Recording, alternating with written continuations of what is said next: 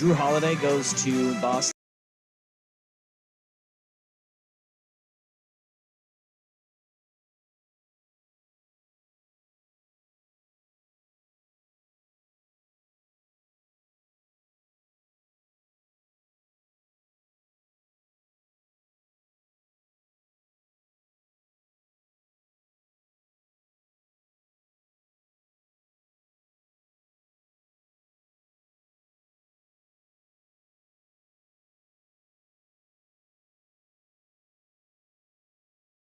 Center field on its way. That ball is gone.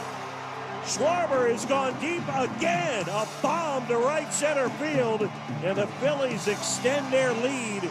It is 3-0. This is Dirt and Sprague. When this injury happened, we were kind of in that 4 to 6 week window. Definitely knew the regular season was out of play. I think I took one day to feel bad about it, and then the next day I was back to grinding because I knew we have a team that can compete with anybody, and that if there's a chance to still come back, I'm going to do everything I can to put myself in position to make that on the 4-week side. Here we are. With Andy Dirt Johnson and Brendan Sprague. Shielding on tape. To McCarr. Coming up on 40 seconds to go. The Avalanche clear. O'Connor's got it. Short-handed. Scores! And the Avs lead. Dirt and Sprague on 1080 The Fan. All right, 6:02 in the Rose City. Time for Dirt and Sprague on Portland Sports Leader 1080 The Fan. Hump Day!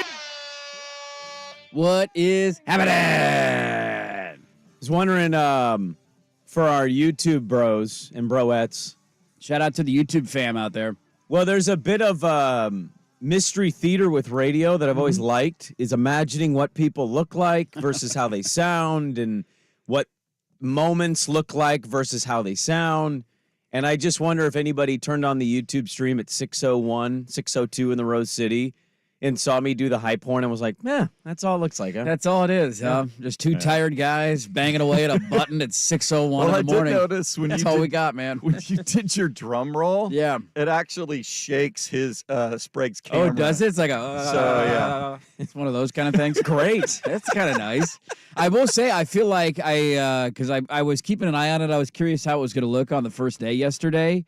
I think I have the better camera. I have the better angle. Yours is a little zoomed in. I feel like they need to move yours back just a hair. Well, they moved yours way back against the wall. Your camera's pretty far away, and I didn't watch it. I don't listen or watch myself. It's zoomed out right now. Is it? Yeah, you can see the fan logo on the TV behind Sprague. Here's I have a little of a conundrum here I was thinking about in the car. So once we went live on YouTube, which was in the second hour of the show, I noticed something about Dirt with YouTube and streams and text machines. Dirt sometimes gets in it. He's looking at it. Like he's just fascinated by it.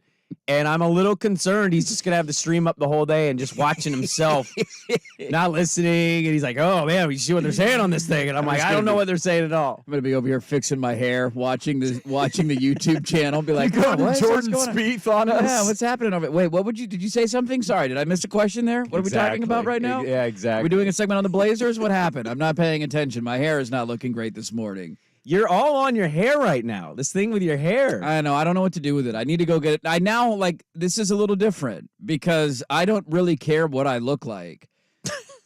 Now it's a great start to a Wednesday. Now we are on camera, and there's I have to now be invested in this, and I hate my hair because I'm slowly going bald down my sidelines. And I don't get up early enough to do anything with it. It's always like, you did your hair this morning. I didn't. Yeah, it looks done. No, I swear to God, I didn't. Does his hair look done, Swigart? Does that look like done hair? I coiffed it over to the side. I coiffed it with my hand. You did some effort. Some effort was done. I wore a hat in. I didn't do my hair. I wore a hat in. So now I need to go get a buzz cut so I don't have to worry about this when I wake up in the morning. Because when you wake up, when your hair is my length, it's going all over the place. And, usually I show up and it's like, I don't care. Nobody can see me. It's all right if my hair goes all over the place. That's no longer the case. You're attacking me the way you attacked a Asian female Chargers fan and made her go viral for suggesting she was a paid actress, and I don't like it. I don't like it one bit. I love how she did an interview and everybody's like, see, she's a real fan. Like, she's an actress. That's what they do. They're paid to act. You didn't back off the stance. I'm not backing off that stance at all, man. I did want to give you credit, though. I really believe this. You might have been the first person in the entire country to suggest fan, paid actress. I mean, it's Los Angeles, first off. The Chargers have no fans in L.A. It wasn't even her, though, that was the first one that started that thought bubble for me. That's the important line you said, by the way, because we got a couple Charger listeners that are like, hey, man. And it's like, no, you're not listening. Los Angeles. In actual Los Angeles, going to games, I don't believe Charger fans exist. Now, all over the country, San Diego, bolts up, baby. Of course. If you go back to San Diego, nobody's making this claim. It's an L.A. thing because nobody cares about the Chargers in L.A. It's really sad. It was honestly the 3 male fans that they kept showing in the first half over and over and over again that led me to believe it. Because, they show like the psycho Raider fan, the guy that's got the shoulder pads and the spikes and the face paint. And you're like, all right, how do you get there in life? I don't know. How do you know he's not paid? Because it's the Raiders and they've been doing it forever. I'm just leaning that he's not, but he might be. You never know. It's the NFL. They got to protect their image. They showed the Chargers ones, and it felt like if you typed into a chat GPT, what would a Charger super fan look like? What would they wear? And it was so over the top and flamboyant colors. You're like, I'm not buying. So that's how it started. And then they showed the Asian gal in the second half, and I'm like, I think these people are paid. And that's when I sent the text message. She said she's been a lifelong Charger fan, that her and her husband rent these suites a couple times a year at games. So she was a San Diego Charger fan? I actually didn't catch the interview at all. I don't really. If she's a lifelong Charger fan, so then she just followed them. Now she lives in L.A. Did she used to be a San Diego Charger fan? I'm just relaying the information I saw off the internet. I didn't actually watch the interview, which may have been useful for this segment, but I didn't do it because, I didn't care enough. I think we're okay. But what if she's like saying I'm a lifelong Charger fan, but a lifelong L.A. Charger fan? As in, I've been a Charger fan for like 4 years. Well, she was photographed in Viking gear screaming at a Viking game years ago. And I guess somebody, and again, this is the internet. So, I don't know what's real and what's not real anymore. I'm tired of being butt-cracked sports and ball-sacked all the time. Very true. Somebody claims that her child plays for a team called the Vikings. And so they went to a Viking game and she was supporting her child. I don't know what the real story is. Mm-hmm. Even with the interview, I'm skeptical of people, even in interviews. Yeah. But, she seems legit. I was more thinking about the idea of you being first to kind of call this out. Like, dude, it kind of went viral where people were like, are these paid actors? And this was like 40 minutes after you said it. And I'm like, look at Dirt reading America. Look at that, man. I'm on the pulse. And the other thing of this that I'm kind of curious about is it at all possible for an entity worth billions, multi-billions of dollars to have actually paid Buffalo citizens to break each other through tables, Raider fans to dress in drag with shoulder pads? Like, is it cheeseheads suddenly pop up? Is it possible the NFL has paid for all of their propaganda and we're like, that fan base is the oldest? No, it was just the first that got paid. They just have been paid since the 1920s, man. I mean, come on. They're legacy paid actors. Their grandparents were paid. Their parents were paid. It's passed down generation to generation. When you see a celebrity, let's fill in the blank. I call it a David Beckham. Mm-hmm. I just finished the docuseries on Netflix. It's really good. It's really well done. Does he bend it? He bends it all over. He's bending it all over? He bent it. And Victoria loved that he bent it. But if David Beckham shows up in an NFL game, you could easily say, oh, he's probably friends with a player or an owner or a coach, or he's just a sports fan. So here he is. You could also counter and say, or the NFL's paying him a little couple bucks to be seen in an NFL game and look cool. It's nice to have him there. You show him during the timeout. Hey, look at that. Look who's in a suite. It's David Beckham. And I know you don't care about this, but this is kind of the dark web theory of the Kelsey-Swift relationship. Of course it is. The tie-in is Amazon. So she has her movie that's come out of her Eras tour. Travis Kelce has something coming out on Amazon Prime. And so they think the link is Amazon, and this is a whole big, thing where they're just in a, quote, relationship, and she's there, and, oh, well, okay, where can you find her? You can find her new thing on Amazon. Where can you find Travis's new thing? It's on Amazon, and it's, Oh, what a coincidence. Look at that. We didn't talk about this, but I watch John Oliver's show every weekend, and not having them during the writer's strike was really tough. And he finally came back, and in his first episode, he did a jokey bit about, like, he does like the "and now this," and it's like video clips of some newscasters saying something a funny thing, yeah. This one was conspiracy theories about Taylor Swift, and it was these different people that were saying, the Taylor Swift, Travis Kelce thing. Mike from 105.1 The Buzz made it. He was on Last Week Tonight with John Oliver. No, he wasn't. Because I guess their show does news hits or like morning, like pop culture hits with Coin. Sure. And so he was on camera and he was going on this 1989 rant about something, the year and the this and the that. And it was like the longest one of all of them. And I'm like, oh my God, that guy's on The Buzz. I walk by him. We see him in the bathroom all the time. He's the guy that brought the drink into the bathroom that I talked about, but I didn't name him. But now I want to name him because he's a celebrity. He's big time now. So his conspiracy theory made it all the way to Last Week Tonight with John Oliver. Did he come off like wacko, or did it come off pretty positive? Would you have been happy about it? I think I would have been happy about it. It was a montage of conspiracy theories, so he was wedged into the montage. But I heard his, and I'm like, yeah, I could see it. Okay. I can't remember the exact angle. It was something with the 1989 thing, and somehow that tied into Travis Kelce, and somehow they're promoting something together, but similar to the Amazon theory. I mean, that's kind of the theory, is it's all just a promotion for something. What I would say to that, though, is I am surprised today, now that you tell me this, I am shocked. Swag, I gotta imagine you're shocked about this, that you make a John Oliver cut, and you're not having a company-wide cluster email of Mike from The Buzz on John Oliver on HBO, or I would want to. Well, there may be, but it's all those things I immediately just send to trash. Well, there's a Friday newsletter that comes out from corporate called The Brief. We don't have a exactly a newsletter. Yeah, everything going on company wide. I have 2,000 emails in my inbox. I'm just saying. So. We have a new one for our building too. Somebody puts together a little newsletter for us, all the things that are going on. Well, our company's very we brag about every possible thing we can brag about in this building. Mm-hmm. And sometimes I read the email and I'm like, we're bragging about this, really? But now you've set my fear in. Actually, I thought this was kind of cool, and now I'm thinking I can absolutely see our boss in some capacity suggesting or saying, going viral's not the worst thing. They would absolutely say and that. And now I'm kind of like, I hope there's not an email about him being on an HBO show, because I'm not going to do anything to try to be on an HBO show. I'm just going to do our radio show. Well, we now have the ability to do it because we're now on video. I got aggregated again the other day. Yeah, you did. My Jack Collinsworth and Jason Garrett take got aggregated again. Swag, do you think... Who's turning me in? Who's reporting me? Yeah, somebody listened to that and sent it to Barrett Sports Media. Otherwise, they're listening to the show, and if they are, shout out to them. But that was the opening segment of the show, too. Like, it's one thing if you catch an interview that we do at 7:30. I said that at like 6:04 in the morning on Monday.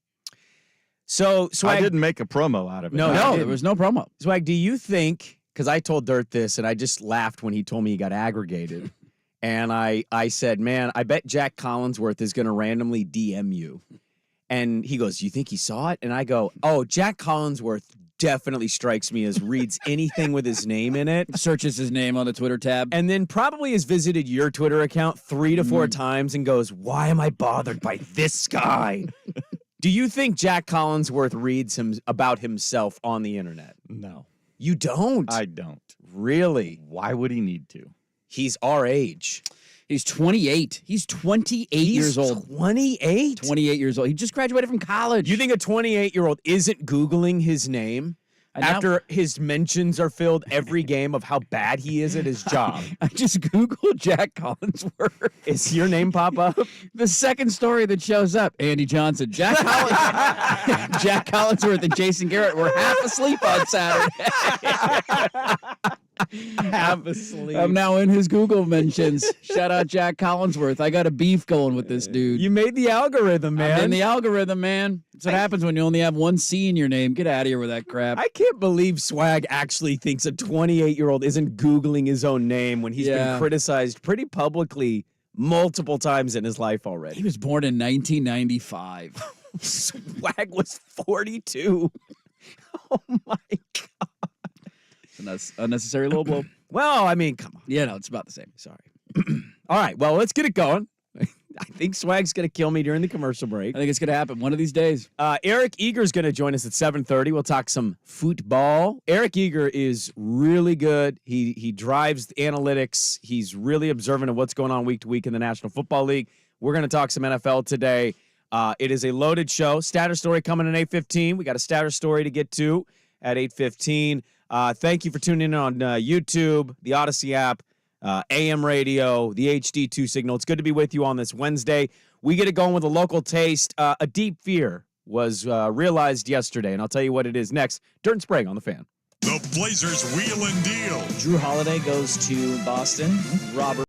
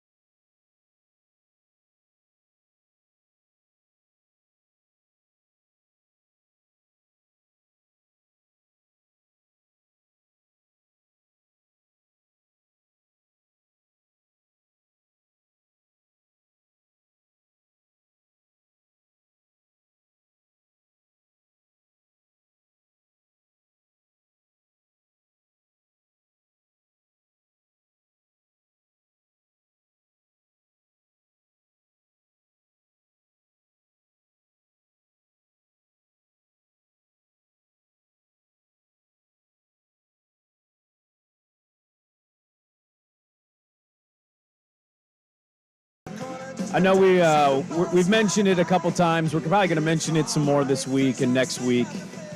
But it's a new thing for us as a station. Obviously, Isaac and Suk are on the CW from 3 to 4 p.m. every day. But the Fan in general, our show, Danny, Dusty, and Isaac and Suk after the CW, we have our live stream up on the YouTube channel, 1080 The Fan's YouTube page, youtube.com/1080 The Fan. Subscribe to that. More content, I'm assuming, will be coming down the road on the old YouTube page, not just the radio shows. But we're excited that we're on it, and we thank you guys for tuning in. And if you could subscribe, hang out with us there, if it's easier than the stream or going to the AM dial or whatever, make it work. My wife weirdly put me on our big screen yesterday morning, and she showed me a photo, and I thought it was the weirdest thing ever. But that's my wife. So I appreciate everybody tuning in this morning. It's bright and early. I know we're not going to bring thousands upon thousands of people to YouTube. Now, did she have that for you up like later in the day when it was just you and her with some alone time? No, she just sent me a photo and was like, "Hey, we tuned in." Great, Thank you. Hope you guys don't catch the times I talk about you. Yeah, don't listen to the shout-outs. We've had some complaints about a certain app over the years, so if you need an adjustment to that, YouTube is a great resource when you're watching at home. It's easy to pull up on the YouTube app or on your home computer. It's also a little weird. The one thing that I have to keep reminding myself is that there's no commercial breaks. So there's like a nanny cam that remains on us during commercials. Yeah, we dropped the audio. There's no audio. It's just a silent commercial break. But you can, I mean, it's like we're not me, myself, and Irene Truman Show, and you're watching every movement that we make if you want to see it. I want to start the show, a little bit of a local taste here, and I'm going to tell you something, Dirt. This is the Trust Tree. We're in a Trust Tree right now. Mm-hmm. Did you see what happened yesterday? The announcement. I don't know if I did. Local announcement was made. A local announcement. Yes, it was. By a local team. A local team. Swag looks puzzled, too. I don't know. No idea. I don't know what's going on. 7:30 kick, Arizona, Oregon State. I'm terrified. Night game down in the desert. The Zona Zoo. Yeah. Hammered off their asses. Piling in. They're all excited. They got Fafita now. Their defense isn't awful. Jedfish swagger is 1,000% now. I'm terrified. I'm 2 weeks out. I know it's not the Oregon-Washington game, but for me, this kind of hinges for me going into Washington 9-1. You win this game, you can go to be 9-1 against Washington. A 7:30 kick is maybe the worst possible thing Oregon State could have found out yesterday was, hey, you get to go play at Arizona at night when they really care about football. I'm going to be really selfish in this moment and tell you that I absolutely love it. I know. I absolutely love it. I kind of love it, too. Because I'm scared, but I love it. I hate night games when they're games that you have to go to. It's just I'm that way now as an old, and we get up early in the morning, and I don't want to be back at 2 o'clock. Like, I hate going to games that are 7:30. I love 7:30 games. There was a hole in my life this past weekend. There was no Pac-12 after dark. There was nothing. And so the Oregon State game wrapped up. The USC Notre Dame game wrapped up. And I'm like, I got nothing. And it was like 8 o'clock. This is usually when there's like a random Washington State UCLA game that begins, and then you turn it on, and there's a pick six, and then a kickoff return for a touchdown, and you're like, yes, this is going to keep me fulfilled until 11:30 at night. So I'm glad that at least we get Pac-12 after dark back. Oregon is playing Utah the same day. It's a 12:30 game, so it gives me some time to decompress before the Oregon State game begins. Why do you guys get every 12:30 kick? Why? Every game is 12:30 last week, 12:30 this week, 12:30 the week after. It's like we're on a good run at 12:30 kicks. Yeah, and look, I get it. Your team's popular, but damn it, man, you're getting all the premium time slots, and I'm out here and I have a sweat at 9:30 at night. Downstairs by myself watching Oregon State, maybe or maybe not beating Arizona. It is a little more freeing, though, when you get to watch the night game, right? Because then it's not in the middle of the day. You're kind of wrapped up. People are getting ready for, like, it's 7:30, 8 o'clock. By the time the second half rolls around, it's like 9:15.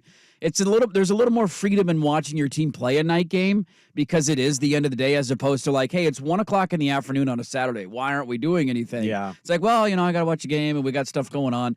The 12:30 kicks are amazing, and I got nothing to retort with that. I saw the image when Oregon State put it out, 7:30 kick. But Pac-12 Network, I mean. That was the more egregious thing for me. No, it's on ESPN. It is? Oh, maybe I misread that. Maybe I was looking at a different game then. I'm on the Pac-12 website right now. It It's better on be on ESPN. ESPN. 7:30. Oh, no. You know what that means?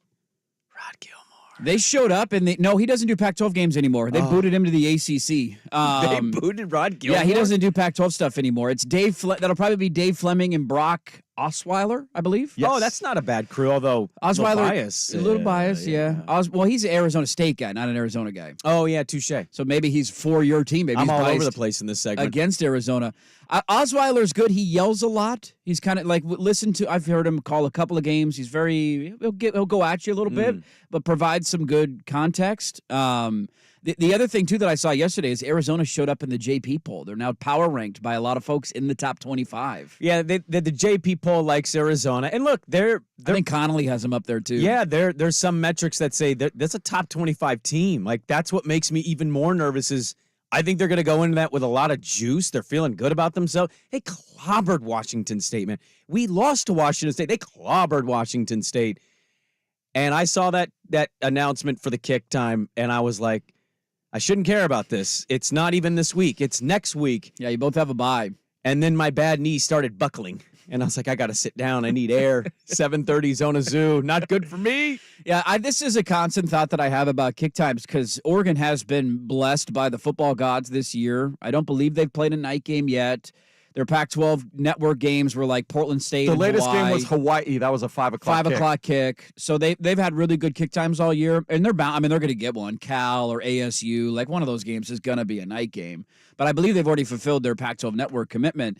But this is something I'm constantly wondering about. What's it going to look like next year? So the numbers came in for Oregon and Washington, and it was like 8 million average viewers. It peaked around 10. The numbers were really good. And so you imagine that would be the interest of putting them on networks. But I'm terrified of having to play games on Peacock. Like, I don't want 11 a.m. games on the Peacock app. It's going to be terrible. It's not great. If you had to put your top 5 Pac-12 environments that your team plays in that you're most worried. Arizona 7:30 is definitely in my top 5 in the conference. Like games you don't want your team to have to play in. Yeah. Time, place. What is it?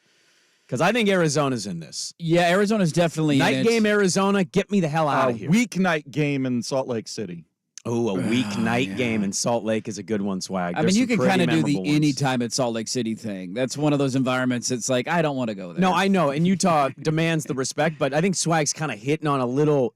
I feel like the night thing at Rice Eccles is a little more dangerous than like the daytime thing. It's part of the reason when it was announced a 12:30 kick, I was very excited. I bet you were. Crowds are not as loud. No. You don't have all day to booze. No. When you tailgate for 12 hours all day, it's, you're lit. You're ready to go. Well, you booze twice because you get there early, you booze too hard, you take your power nap, you wake up, you Red Bull the hell out of it, and then you booze again and you go into the stadium. I would say a night games in Pullman scare me. There's just something about Pullman that's a little weird I'm with and you there. funky. It's out in the middle of nowhere. Yep. Hay fields all over the place. Yep. I don't want to go there. Yep. Arizona State does nothing for me. I know my team has When lost the at fog ASU. But rolls into Reeser, you know you're in for it. The fog.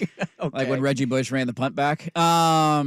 Yeah, he saw through that fog, didn't I was he? at that game. There's a lot of fog at that game. He ran right through it. Didn't seem to affect him at all.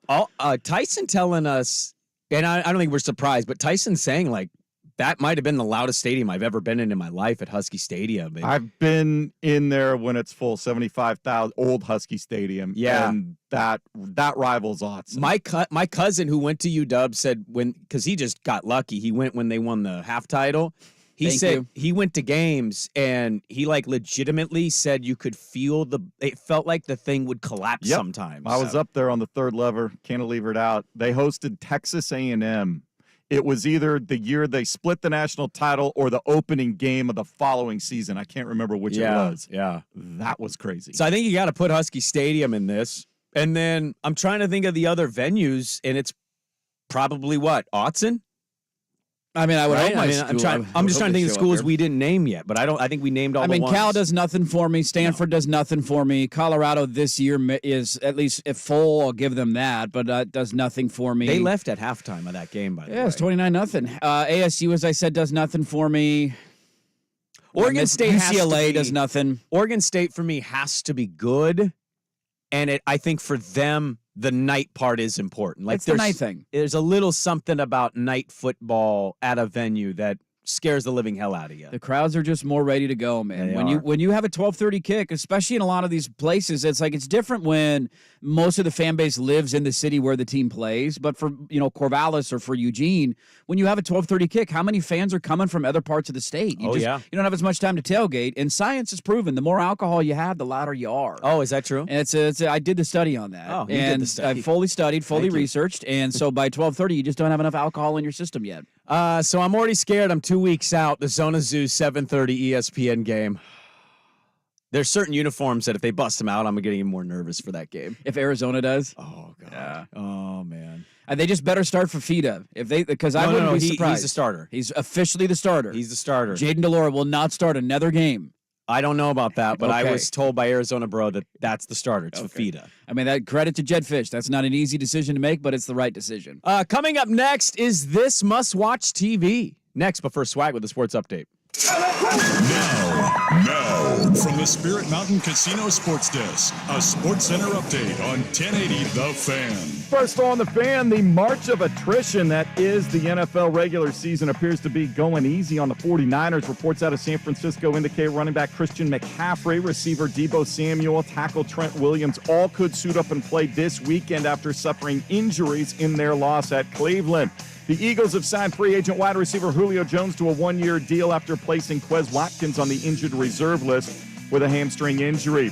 The Philly Bats continue to mash this postseason. A 10-0 shutout of the Diamondbacks in Game 2 of the NLCS. Kyle Schwarber with a pair of home runs. That brings the team playoff total to 19 in 8 games so far. They head to Arizona up 2-0 for Game 3 on Thursday. Tonight in Arlington, it's ALCS Game 3. Rangers leading 2-0 over the defending world champion Astros, who hope their road prowess puts them back in the series. Max Scherzer is set to start for Texas, coming off 4 weeks of rehab, while Christian Javier gets the ball for Houston. First pitch 5:08 p.m. on 910 ESPN Portland. Pregame coverage at 4:30. Rangers are a -130 favorite on the Spirit Mountain Sportsbook money line. Winterhawks looking for their 7th consecutive win tonight at Memorial Coliseum. They host the Brandon Wheat Kings for a 7 o'clock faceoff. Tickets available at winterhawks.com. More sports scores and stories in 30 minutes. I'm Jason Swigart from the Spirit Mountain Casino Sports Desk. Watch and wager on pro and college football from across the country at Spirit Mountain Casino. Learn more at spiritmountain.com. Do it every morning. Dirt and Sprague. Weekday.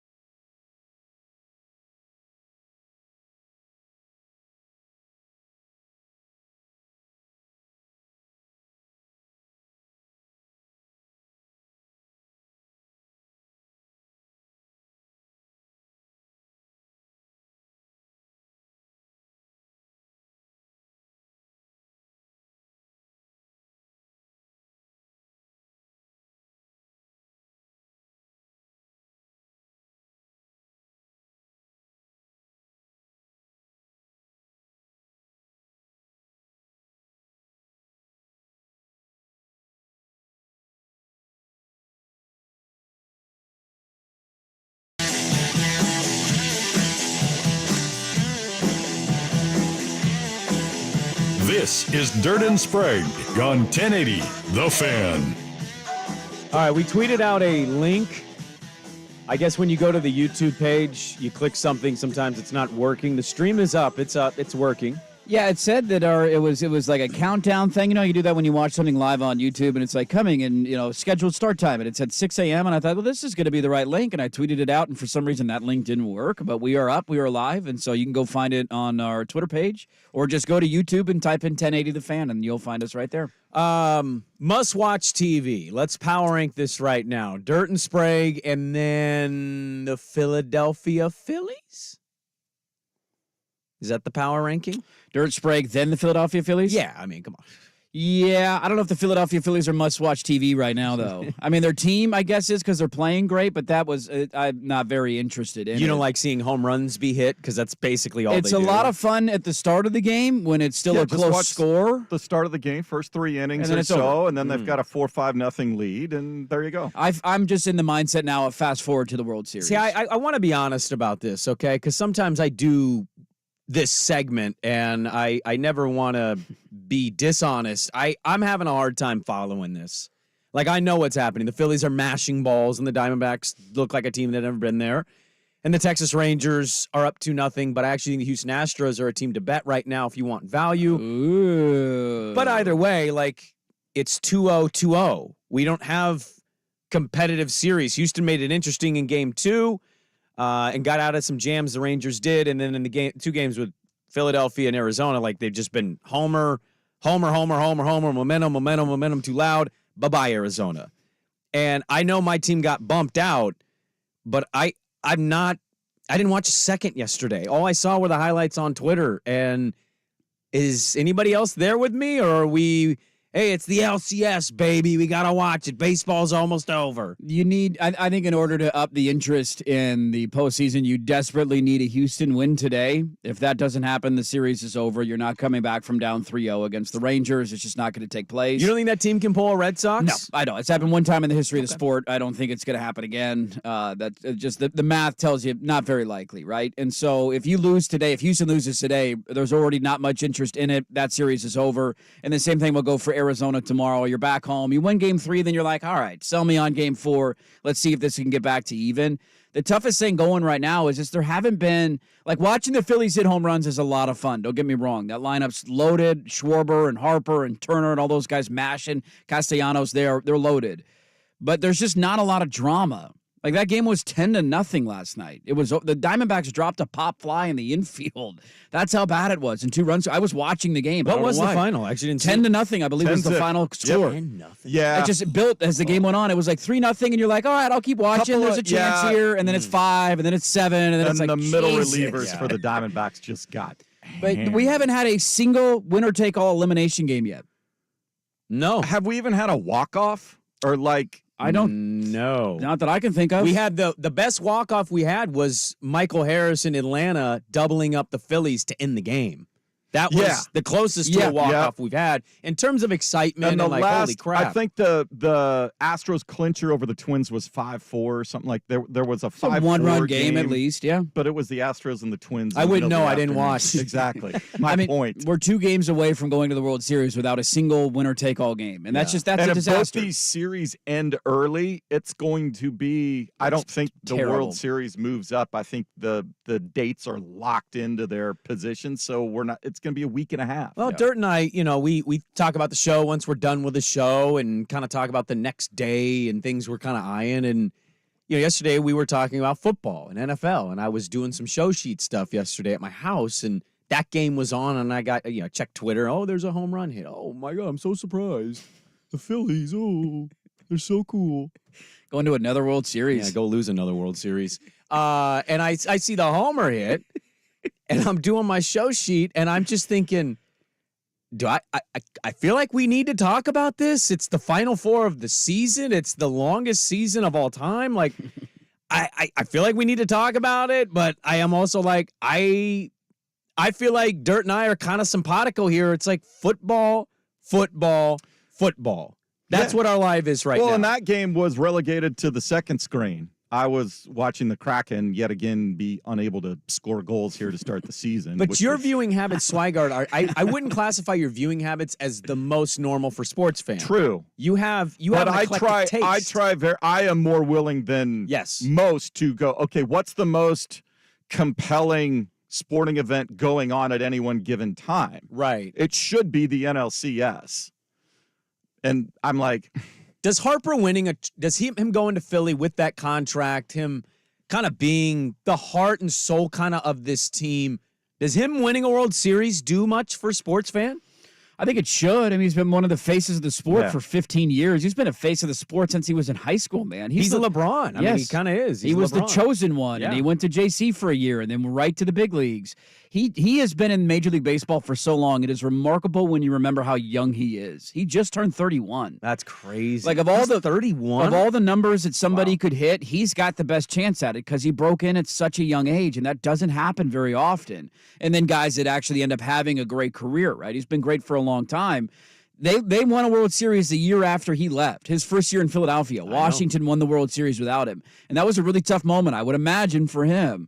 They got there last year. I think him winning would be huge for the sport because of all the household names that exist in Major League Baseball, he's easily in the top 5? He has to be. His name has been in the sports lexicon for 20 years He's now. also polarizing. A lot of people hate him because they think he's a douchebag. So I think it would be a big deal for baseball. My sports viewership thing, I'm with Swag. It's like, what's the most interesting thing on TV right now?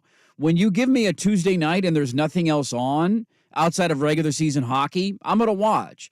When you're going head-to-head against Monday Night Football and I'm very interested in the Cowboys and the Chargers, you're going to be on the iPad, and I'm going to be glancing over every 10 minutes to see what the score is. That's how I'm going to view that game. When they have games on Saturdays, you're not getting my eyeballs. When you're having games on Sundays, probably not getting my eyeballs. But last night and tonight, I'll watch because there's nothing else going on TV. It's too bad Harper wasn't up at bat in the World Baseball Classic. He wouldn't have struck out like Trout did. He had to take an Otani yard.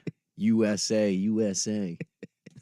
With his USA thong on, I bet. There was a funny quote. Merrill Kelly, the starter for the Diamondbacks, who pitched in the World Baseball Classic, was asked about the atmosphere at Citizens Bank Park and how loud it is. And he said, well, there's no way it's going to be louder than the final World Baseball Classic game. And I went through that, and I know how loud it was. And Philly fan Trey Turner basically was asked about that before the game and was like, yeah, we'll see.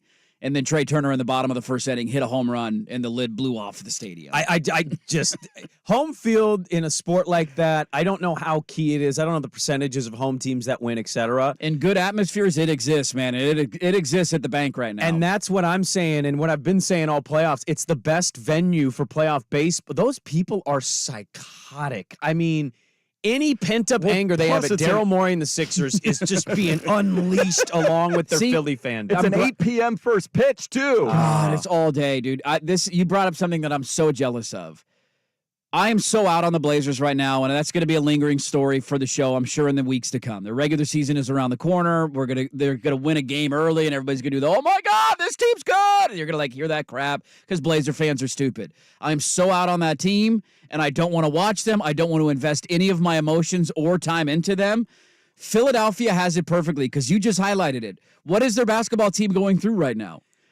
The same thing that we just went through. A star that doesn't want to be here, but he's pretending like he's the bigger man. It's an open marriage that's leading to divorce. Is what's ridiculous. happening. And what do they have to distract themselves with? Playoff Maybe the best team in the NFL too. and a team in the NLCS. Are the Flyers any good this year? Well, they pushed up the start. So yesterday in Philly, not only was there that game at the nightcap, they pushed up the start of the hockey game to 6 p.m. local time. So it started at 3 Pacific. They hosted the Canucks. And I think they hosted the U.S. men's soccer team friendly against Ghana. Oh, really? And that was at where the Eagles play. And all of that stuff is right downtown. It's all right there. I think they said somewhere around 130, 40,000 fans combined, all the spectators between those three events on the same day. Why did you do that? And then they host the Dolphins on Sunday Night Football. Why did you do that? What did I do? What? You don't even know you do it. You did it. What did I do? Okay. I want you to imagine me talking about college football, and I just subtly drop on a Portland, Oregon-based radio show. Duck fans are stupid. Why would you call Blazer fans stupid? Because they are. The Blazer fans are stupid. You're a Blazer fan. Not right now, I'm not. I'm emotionally checked out. It's paused his fandom. I am not emotionally invested in this team whatsoever. Well, I mean, the season hasn't even started. What is there to invest in? Exactly. And they're going to suck. I'm taking an emotional break Our from this fans team. are not stupid. They're passionate. No, they're stupid. loyal, too, by the way. To a fault. Well, Don't be so loyal. Boo the team. Have a little Philly in you. When Jody Allen walks in the building, boo her ass. Wow. Philly would throw a snowball at her head. I'm dealing with this because there's rumors on the internet that game days eyeing the Corvallis game if the Beavers go to 9-1 against UW. Mm-hmm. And my reaction that whole week is going to be, don't go to this event. I'm telling you, boycott that show. Have some pride. Do not show up. F that network. F that show. Like, don't show up. What are you going to get out of it? Mom, I'm on TV. Hold a sign up. Just put a camera in front of your face like we're doing and say, hey, I'm on TV. I'm on YouTube. I'm on YouTube. All right. So Phillies baseball, maybe not doing it for everybody, but they're mashing homers every single day. Coming up next, the matchup in this. Oh, talk about getting me excited. I'll tell you what it is next on The Fan. It's the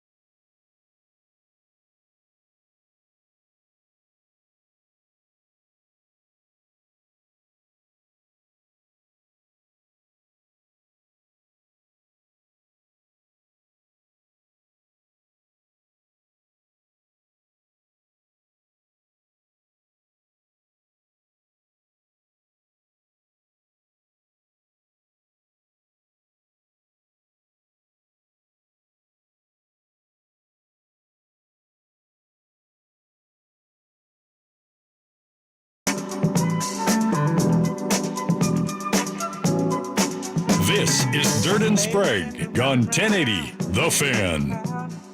Well, our buddy Steve Pfeiffer over there in Milwaukee, Wisconsin, says, out on the Blazers, it's a rebuild. Now is the time to have the dreams and excitement into what the team could be in the future, Dirt. Sit down, Steve. Sit down. This is not your conversation. How do you know Steve isn't already sitting down? Sit down, okay? I don't want to hear it. I don't want to hear any of this crap today. You know what would get me excited as a Blazer fan? What would it be? If we had Dame and Giannis on the same team. Could you imagine? I'd be very excited right now. Very that. We would be doing Blazer segments nearly every day in the build-up to the start of the regular season.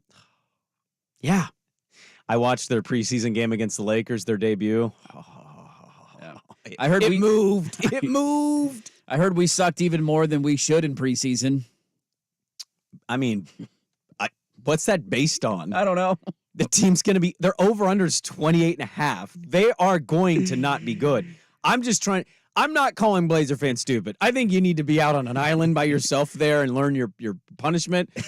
When Kamara turns into the next Scottie Pippen, then I'll stop calling them stupid. How many times do we need to do this? How many times do we need to do this to ourselves? Until we die. I mean, that's kind of what it is. This is our right? life. No hope. We get overexcited about a player who's not going to do anything in the NBA. We're fooled again, and then it's like, but this is the time it's going to work. Maybe we got our Connor Bedard.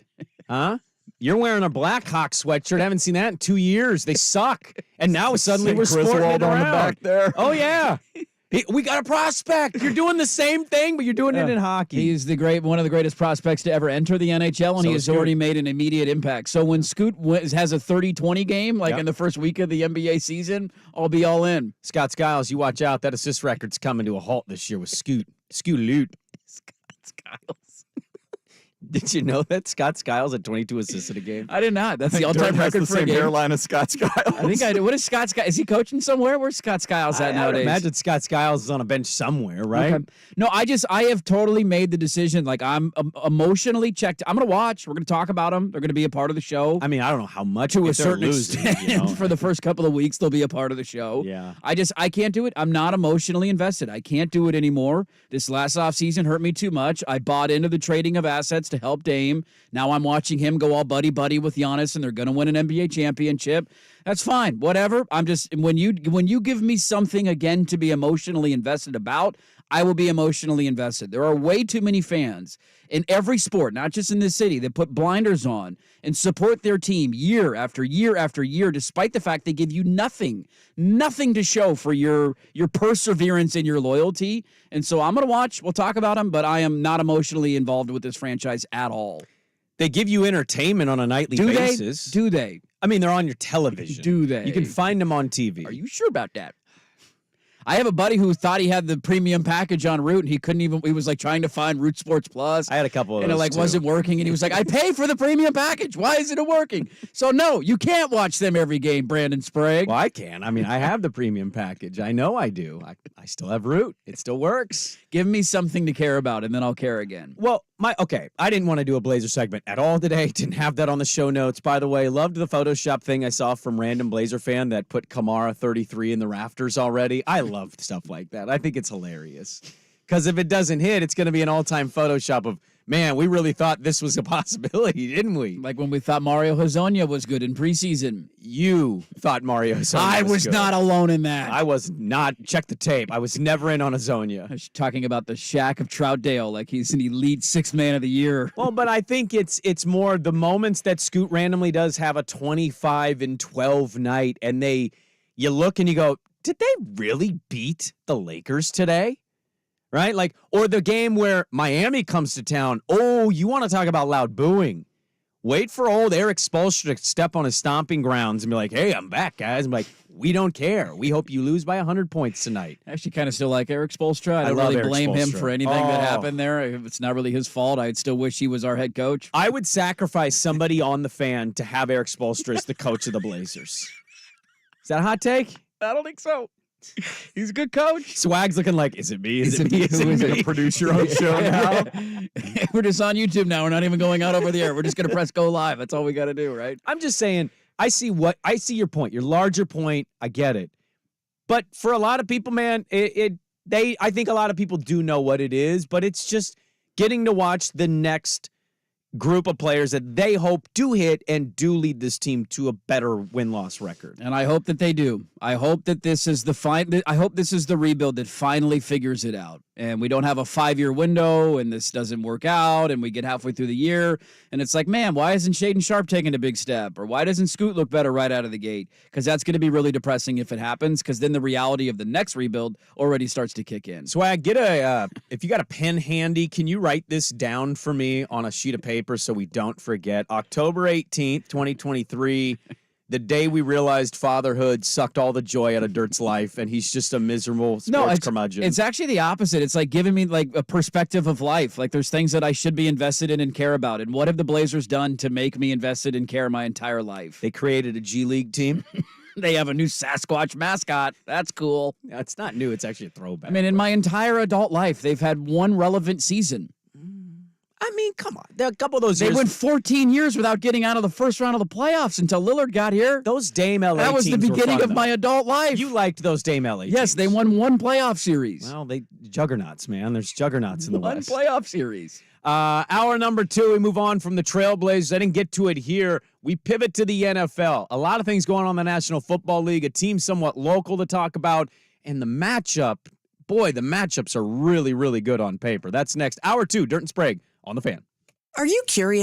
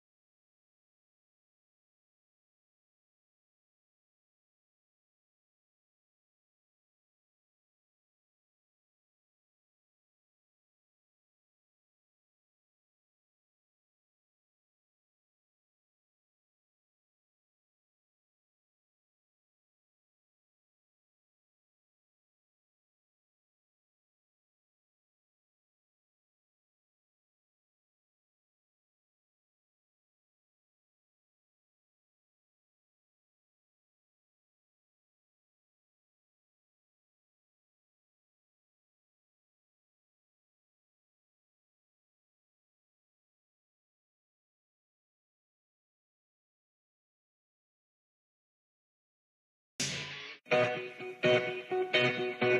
gotta catch a glimpse of these Warlocks. Let's make a move. She's going around the corner. Come on. It's time for Dirt and Sprague. True love is hard to find. Sometimes you think you have true love, and then you catch the early flight home from San Diego, and a couple of nude people jump out of your bathroom blindfolded. With Andy Dirt Johnson and Brandon Sprague. We should date. What? Date? I said we should date sometime. You know, socially. Go ahead, kick it. Dirt and Sprague on 1080. You're pretty sick, chaps. The Fan. All right, welcome back in. Hour number 2, Dirt and Sprague here on Portland Sports Leader 1080 The Fan, the Odyssey app, 99.5 HD2, and YouTube now. The YouTube. Shout out to our YouTube bros. Eric Eager's going to join us to talk NFL football at the bottom of the hour, so we'll get to that coming up. I do want to start the second hour with some National Football League conversation. I know we're not at the point, but around this time, when you get to mid to late October, I start to kind of look at the standings and play a little bit of the if the playoffs were today, who would everybody play thing. Ooh. Can I interest you in this? So the two buys in the AFC, NFC are Kansas City, San Francisco. Mm-hmm. And then after that, in the NFC, you would have Philadelphia against the Rams at home. Yeah. Moves a little bit. I'll watch. I'm not giving the Rams much of a chance in Philly, but I'd watch. Our Roar Boys at home against the Seahawks. Yes, please. That's an awesome game. It actually already was a game, and Seattle won in Detroit. They're the only team to beat the Lions this year so far. Beat them last year in Detroit, too. That they did. And Tampa, again, hosting the Dallas Cowboys. Yeah, no thanks. Yeah, that game's going to be like last year's game. Yeah, no thanks. Can we just kick the NFC South out? Like, you're just ruining the party. Yeah, they don't seem very worthy of a playoff spot. I want none of those teams in the playoffs. Can you imagine if the Saints make it? Yeah. Oh, God. Are you with me on Carr? Derek Carr and his eyeliner. Yeah, I'm with you. It's over. I mean, the dream is dead. Yes. I don't want Atlanta in the playoffs. No. I want nothing to do with Ritter in a big game. And the fact that they're going to get to host, too, with the division championship thing is so dumb. Baker and stop it. Get out of here. Carolina's definitely, I mean, they're already eliminated, so they're out of the conversation. And the Saints, get the NFC, just kick them out of the party. I don't want them anywhere near my NFC playoffs. It's a good poll question. Should the NFC South be banned from the playoffs? Yes, they should. Okay. Yes or no at Dirt and Sprague? Didn't Tampa host the playoff game last year below 500? It was 19-0. It was a terrible football game. Weren't they 8-9-1 or whatever their stupid NFL records are now? I don't remember the score. I just remember thinking, why do I have to watch this team that I knew sucked all year? But Brady. It's Brady. Tom Brady. In the AFC, you'd have Miami hosting Cleveland. That's a fun little game, man. Cleveland's defense is for real. Their quarterback is not, though. No, it is not. I think Miami would end up routing them. Pittsburgh would go to Baltimore. Okay. All right. It's a divisional matchup. Those games are always feisty and tight when they play. Steeler fan is loud and proud. And so I'm terrified to say what I'm about to say, but I need to say it. We're just attacking fan bases left and right this morning. I hate this Steeler team. I don't know how Steeler fan is putting up with it. I don't know how this doesn't drive you crazy. I don't know. I don't hate Steeler fan. Dude, one of the best fan bases in all of sports. That team is not enjoyable to watch. I think they all agree with you. You do. Based on their takes on Matt Canada and the things that trend about Matt Canada every time the Steelers play a game, I think they're in lockstep with what you're saying. They're going to watch, they're going to support because it's Pittsburgh and they're Steeler fans, but they hate their OC. That Penguin Hawks game that started the NHL season, they were chanting "Fire Matt Canada" at the hockey game. That's how much they hate their offensive coordinator. This is what I want. This is what I'm asking for in this city. Why can't we do that at a Timbers game? Yell mean things at Jody Allen at a Timbers game. Or just yell, sell the team, Merritt Paulson. Everybody sell the team. Yeah. All teams sold. All teams sold. Start that chant. All teams sold. Should be our chants now. Come on. How many cities actually actively dislike the owners of all their teams? Ooh. We don't have as many teams, obviously, but Merritt Paulson, not a good little reputation for himself right now. And it's an overwhelming majority does not want Jody Allen to be the owner. That's tough because a lot of cities have more teams than Multiple we teams, do. yeah. Because I can think of a city with 2 or 3, New York. Houston. Houston's not great right now. James Dolan with the Knicks. Yankee fans are out on the Steinbrenner legacy. They haven't won a World Series in 12 years. It's too long. Jets fans, I think, hate Woody Johnson. Don't they hate Woody Johnson? Maybe not as much because he got Rodgers this offseason, but Woody Johnson has been despised in that city for a long time. Okay. Cohen's too new at least Cohen spent money for the Mets. What about Mara? It didn't work. They gave you 2 Super Bowls randomly against the Patriots, but what have they done since? No, nothing. The Mara family should definitely nothing. be in this category. Yeah, I think Cohen, I think, is the most liked. Hot take, I think Cohen is the most liked because they know, all right, this was a disaster. You're just going to buy your way out of it, though. Like having an unlimited amount of money to go get all the players. Like he might get Ohtani this offseason. He could. He's going to throw him $1 billion. Why would you not? Crane's the only one, like the Astros owner, I think. I mean, it was tough going through all the losing, but they have forgiven that now. They've forgiven that. And but the cheating. Texans are probably okay on the Texans situation because Stroud looks good. Well, but they're weird. Team success skews this. And I don't know what's the Rockets name? Fertitta or whatever. Yeah, the restaurant bro. I don't think many people are down with him. And in this matchup, I don't know. I don't know how to feel about this. Jacksonville hosting Buffalo would be a first-round matchup. I'd be stoked about that game. Would it be a good game? I think so. They just played, but it was in London, and that's better stupid. Than a London game. Yeah, Jacksonville doesn't have a great home field advantage, so I kind of wish that game was in Buffalo. What if Jacksonville demanded their home game for the playoffs in London? We get better support. Yeah, probably. Dude, when they got smoked at home by the Texans a couple of weeks ago, there were screenshots of that stadium in the second quarter, and you're like, that's an NFL market. Yikes. It was bad. I have begged Mike Barrett and everybody else, Portland Diamond Project, can we pivot into the Gridiron Project? The NFL reportedly is looking and eyeing expansion in America. Have we reached the point where we ask the question, because we're doing this in baseball right now, your fan base is very upset about the current format of the postseason. Well, not really. It's devastating to go through such a long year, and you just went the coldest you've gone maybe all year at the worst possible time against a team you really hate. We all love the triple-header wild card weekend. You get the 3 games, and I think now they have the 2 games and then a 1 game on Monday night or something like that. But you get so much football that I think it's like a fire hose that it's hard to criticize it. But when you reference some of these games, my first thought is, why is that team in the playoffs? Because we've expanded the playoffs. Exactly. Has it reached the point where it's like, did we really need that? Have we turned a corner on that? Have we boomeranged? Like, because I'm imagining the Steelers are the team that is the last wild card team in the AFC. No, they're not. Who's Cleveland that? is. Cleveland. They own the tiebreaker against Cleveland. Okay, and who's the last wild card? And the Rams are the last wild card in the NFC? Yeah. It's like, Behind the Rams, though, is the Commies. Okay. Who are we? Are we putting our left hand up? I don't think so. You just gambled on them. I did. That was against the Atlanta Falcons. These are the next 3 behind the Rams. Commies, Falcons, Saints. Like I don't want any of those teams in the playoffs. None of those teams are playoff teams. Packers, Vikings, Bears, Giants. None of those out. teams. And none of them. Who's behind the Browns in the AFC? What's behind the Browns in the AFC right now would be the Gardner Minshew Indianapolis Colts. Get them out of here. Texans behind them. I'm kind of rooting for that, actually. I think they would be a bad playoff team. Yes, but seeing Stroud in the playoffs, at least there's an angle there. Like, what if he just went out and balled out in a playoff game? Beat a team that's like a 2 seed. And then the Jets and the Raiders are kind of eyeing that last spot as well. It's not that these matchups are going to be concrete. It's more just I'm interested to see how this whole thing is shaking out, what I thought about teams versus what we're seeing from teams. Mm-hmm. Like, Miami. Miami got a legit shot to take over the top spot in the AFC and be the number 1 seed in the AFC this year. I don't know how you say no to that question. They're getting Jalen Ramsey just returned to practice this week, by the way. Mm-hmm. So their big offseason addition on defense has not played a snap for them yet. He's going to be back at some point in the next couple of weeks.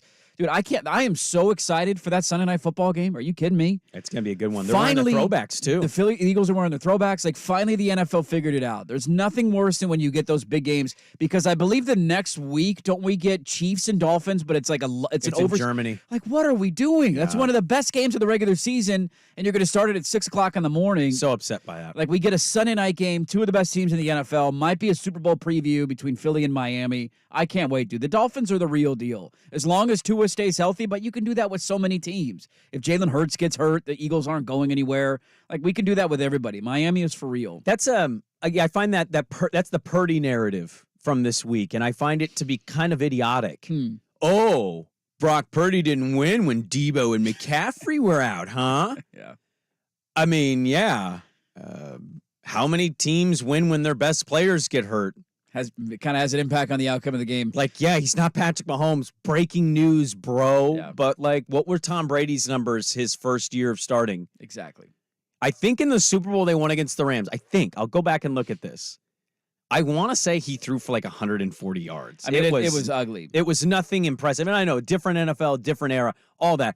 But we do need a little perspective from time to time instead of instantly jumping at the chance to poo-poo an athlete that we don't think was a certain caliber because they lost a game they shouldn't have, but also their best players were missing. Like, yeah, Brock Purdy. But this is the story of the NFL. Time and place. Did you get drafted at the right spot at the right time? And a lot of quarterbacks. How many quarterbacks stand alone above the talent, right? Maybe Marino, Elway. You can name off the gifted ones, the physically gifted ones. How many benefited greatly? Like Tom Brady falling to Belichick and that defense at that time was perfect. But along that journey, that player that was kind of game manager flourishes and builds confidence and can have a season when he gets the weapons to throw 50 touchdowns in a year. Also, Brady, by the way, in that first Super Bowl, 16 of 27, 145 yards, 1 touchdown. Yeah. That was his number. I mean, just not very good. They won the game because they slowed down the greatest show on turf because they filmed their practices. How about that? Cheating. But the 49er thing is funny, too, because it wasn't like they were looking great early in that game, even when the guys were healthy. That was such a letdown spot for San Francisco, coming off the big win over Dallas, dominating. You go on the road to play a desperate team with a good defense in crappy conditions, cold, rainy, windy. Yeah. That was the most letdown spot of all time, and I love the freak out that's happened because Brock Purdy finally lost a regular season game. Now all of a sudden to some he's a bum. Well, I want to get to this next. Is the freak out starting not with Brock Purdy and the Niners, but with another quarterback in this team? It's next on The Fan.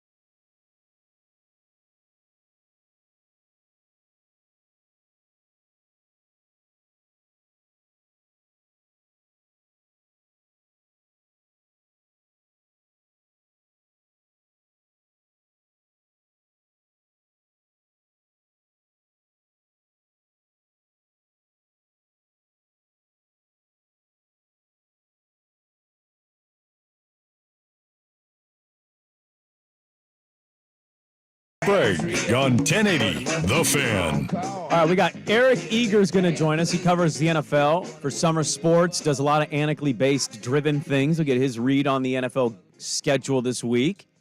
Love that this is now allowing people to analyze my bathroom breaks during commercials. Welcome to YouTube. It's like, hey, he's going to the bathroom. There he goes. Try to get it dumping in 3 minutes. When somebody commented on YouTube that I forgot to take my coffee with me to the bathroom. I did not. I left it in here. It has not been flagged. It is still in the studio. It'd be disgusting if you did. I'm going to tell you something real quick, and then I want to get to this NFL segment. Mm-hmm. This may surprise you. It may not surprise you. I am already I'm already exhausted with LeBron James year 21. You're already there, huh? Oh, I'm so tired of it. Like, I did this last year. I gave him all of the accolades. I was like, this is amazing. 20 years of my life, this guy's been playing professional basketball. He set the all-time leading scorer in the NBA. It's great. They got to the Western Conference Finals. For a lot of people, he is the greatest player of all time. And I know a lot more people he's not. I don't care. He's top 3, and he's somewhere in somebody's top 3. And if he's not, you're a biased idiot. I'm already tired of this, though. Good. You're getting paid $40 million. Like, what do you want? Oh, you're playing year 21. Yeah, okay. 20 was cool, too. I'm sure you're going to play year 22. Hey, it's got to get to 22 at this point, right? Already annoyed of it. This is so funny about, first off, the arcs that go in storylines. I love this. That it's so insufferable in NBA circles that even you've turned against LeBron. I never thought you'd turn against LeBron. Well, it's not even necessarily LeBron. I know, it's a narrative thing. It's just annoying. It's going to be on our TV every week on ESPN or TNT. Year 21, will the king do it?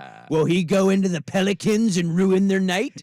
So funny how this is how unplugged from the NBA I am right now, because it's not NBA season yet. Oh, it is. That I didn't even know this was a thing. This is a big storyline. Year 21's a big storyline. Everything with the Lakers, it's like, yeah, year 21, the king. It's like, okay, the king, we get it. I did see that he wants to play for Team USA next summer. That's cool. I saw that story. Go win a gold medal. Kevin Durant actually had a funny quote. He was like, "I'll play if they'll have me." It's like, I think they'll have you. Yeah, that team you saw play in the World Cup, that's not going to be the team that we see play in, where are they, Paris this time? Is it Paris? Which is the funniest part about why everybody freaked out. It's like, that's not even our best team. What are we complaining about? Should we freak out about Geno Smith and the Seattle Seahawks? Matt Calkins of the Seattle Times wrote a piece on Geno, and he uses an 11-game sample size because he thought there was a pivot point last year where the numbers changed. They started out so good. And then he thought a certain point of last season on to where they're at this year, including the playoff game, by the way.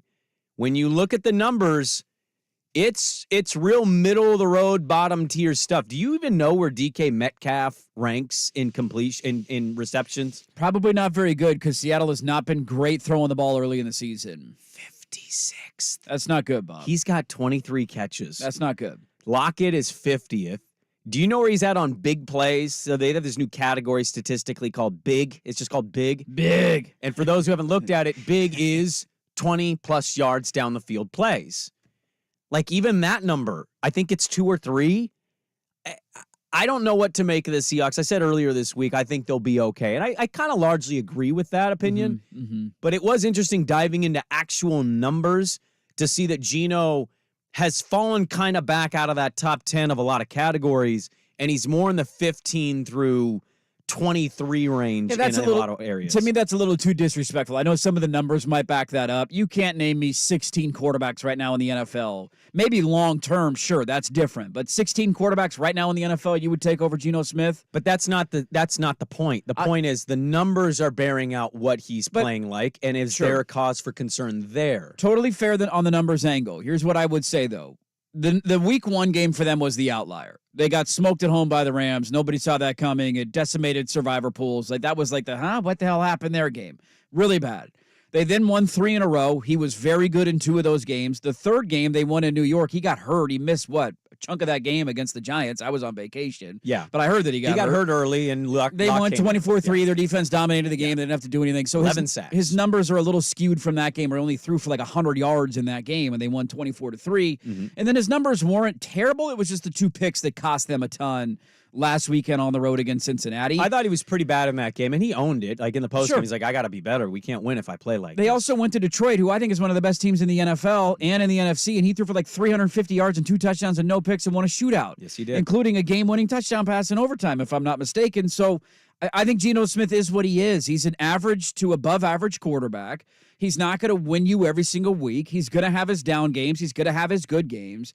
But I'm not freaking out because the numbers look a little weird at this point because, again, some of this is an outlier. Week 1's an outlier. The Giants game, he got hurt. If he has normal statistical games, those two, his numbers don't look egregious. But the 2 picks, that was the first time all season this past weekend that he's thrown 2 interceptions in a game. Going into that game, he only had 1. Seattle's going to be fine. Look at their schedule the next couple of weeks. This week, although I guess famous last words because for some reason they can't beat Arizona at home. But they get Arizona at home this weekend. Should be a win. You get back, you're feeling good. The Browns, who I know have a good defense, but what's their quarterback situation? There's the Commanders coming up. You have the Titans on your schedule. Like, the next couple of weeks are really manageable for Seattle. They're favorable, but the NFL is dumb and makes no sense sometimes, so I'm not going to look at any of those games and chalk them up to dubs. I did find this blurb interesting. So he notes Geno's passing yards per game ranks 13th in the NFL. It's 233.8, okay? Not awful. But he also says he averages 7.1 yards per attempt, which puts him right around 14th in the NFL. Do you know who is right behind him at 15th? This was an underrated point by him and kind of almost its own segment. Do you know who's behind Geno in yards per attempt? I'd imagine Herbert's still down there. Is he down there? Patrick Mahomes is 15th in the NFL in yards per attempt, and he notes in this, and Mahomes is considered an early MVP candidate. And I think he's right in this sense. Because of Patrick Mahomes' credibility, his career Super so Bowls, far, the MVP. Super Bowl, because of all of that, he's getting a lot of the, I heard Nick and Ken talking about this on the show, betting MVP in the NFL, and how it might be good to wait to bet Mahomes because the Chiefs with that defense could really go 15-2. Maybe they go 14-3. And then who's going to get the credit? Chris Jones isn't going to win the MVP. No. It's going to be Patrick Mahomes, even with numbers that he wouldn't deem his usual. And so I find it interesting. It's a good dive into Geno and just where the production has gone for the last 11 games. But in the same way, I'm reading and going, oh, so he's middle of the road. Oh, Mahomes is also middle of the road, but that guy's an MVP candidate?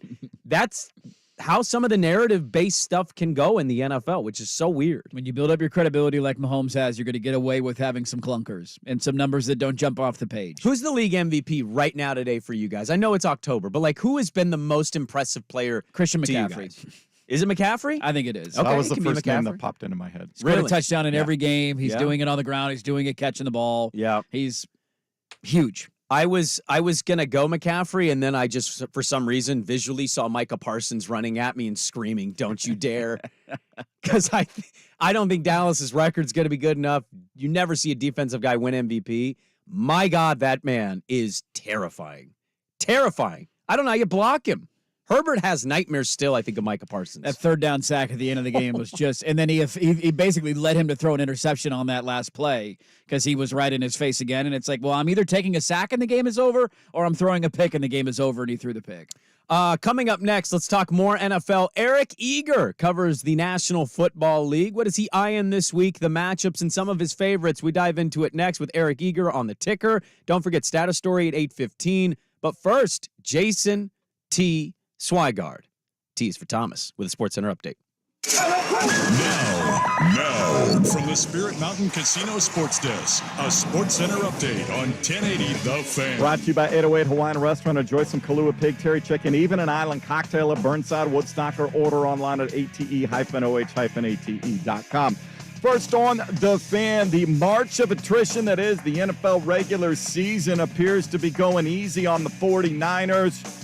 Test results, MRIs, indicate running back Christian McCaffrey's abdominal injury, not too significant. Receiver Deebo Samuel, tackle Trent Williams, all could suit up and play Monday night at Minnesota after suffering injuries and their loss at Cleveland. Jags quarterback Trevor Lawrence says his knee feeling okay. There's a good chance he'll play tomorrow night against the Saints after sustaining a left knee strain in London. And the Eagles have added free agent wide receiver Julio Jones to the roster on a one-year deal. They had to place Quez Watkins on the injured reserve list with a hamstring injury. Phillies bats are just hot as can be this postseason.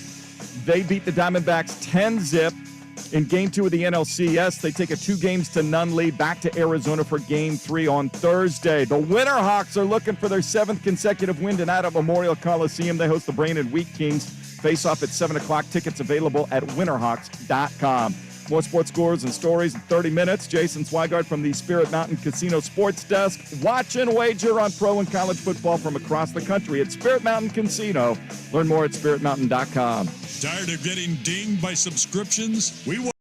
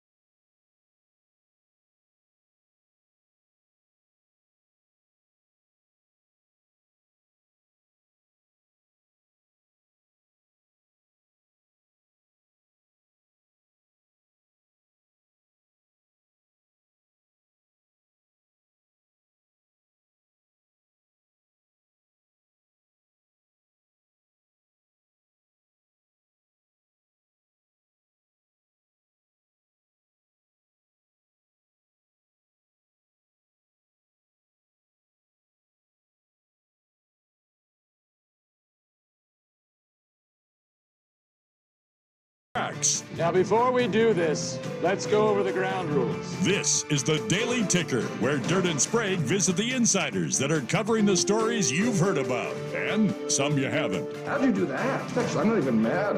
It's amazing. The Daily Ticker with Dirt and Sprague on 1080 The Fan. All right, Daily Ticker time here on a hump day. Let's continue talking some NFL with one of our favorites, Eric Eager of Summer Sports, at Eric Eager _ on Twitter. You can go give him a follow there. Eric, good morning to you, man. We love talking NFL with you. I want to start. We were just having a conversation about the Seahawks and Geno Smith. He threw a couple of picks. They lost on the road to Cincinnati. Not a terrible loss, but the numbers on the year for Geno not looking great. I think Seattle fans are a little in between of how should I feel about this. Hasn't looked great at the end of last year and then at times early this year. Where are you at on Geno and where are you at on Seattle through whatever we are, 5 weeks?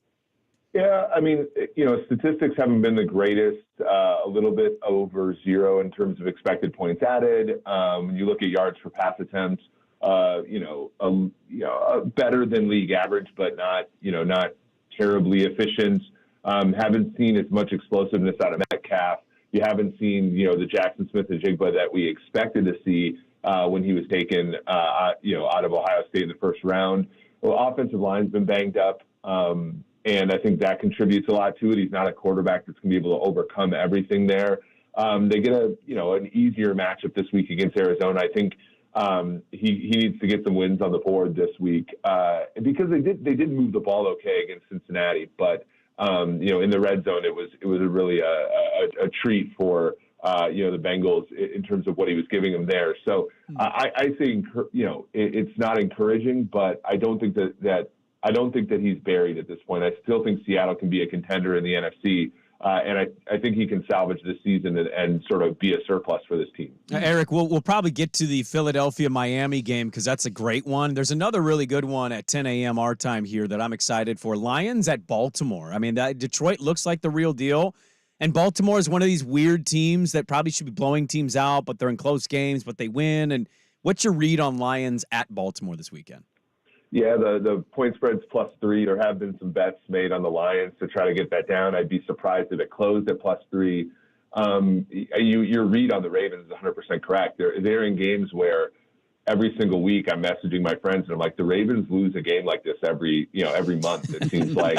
and you're just like, how does this happen? Lamar Jackson's playing pretty well. The receivers at times will let him down, but then there's always an injury or two here and there that mess up their defense. And I think Jadeveon Clowney is seeing the fountain of youth. And so I think that the Ravens, if they put it all together, are a contender in the AFC. But on the other side, I mean, the Lions, they haven't necessarily played anybody great over the past month or so, but they're also just winning these games convincingly. And when you look at other teams that have been more fraudulent, like last year's Vikings or, the Eagles this past year, it's not like they're not blowing teams out. At least the Lions are taking care of business. And, there are very few teams in the NFL that are as physical as the Lions are, while also being creative.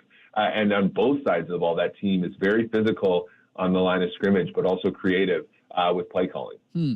Speaking of, we were talking about Geno and the quarterback play. Who is your MVP at this point of the season?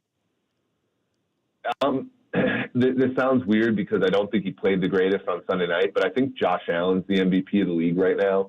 He's leading the league in expected points added when throwing the ball. He makes plays. I mean, that throw that he made to that tight end and the game-winning touchdown the other night was absurd. I don't think any offense depends on their quarterback other than the Chiefs more than the Bills do on Allen. And Allen has just kind of played better than Mahomes has so far this season. So I would go with Allen. But yeah, I mean, you can even make a case. I know this is coming off of a Lions discussion. I mean, Jared Goff is in the conversation. When you look at a guy who, all he does is lead top 5 offenses. And whether it was the Rams and now Detroit, he's a pretty good player. And I think he's pretty underrated in the NFL. Let's be honest, Eric. You listened to the show yesterday. You stole my take. I mean, come on. Let's be honest here. You shouted out Jared Goff as an MVP sneaky bet yesterday. It's a sneaky bet. They win this weekend. He doesn't even necessarily have to have the greatest statistical day, but if they win at Baltimore and they keep rolling it off and the schedule lines up, 25-1 right now is a mighty tasty little thing right there in the betting world. I know, Eric, you do a lot of you're analytically based and you do a lot of gambling show appearances. So I want to ask you, does anybody feel more untrustworthy to bet on or against than Brandon Staley in the Chargers? Does he make you want to rip your hair out? He does, because the 4th downs and the 2-point conversions, I know most of the time he's making the right decisions, but then they call the wrong plays.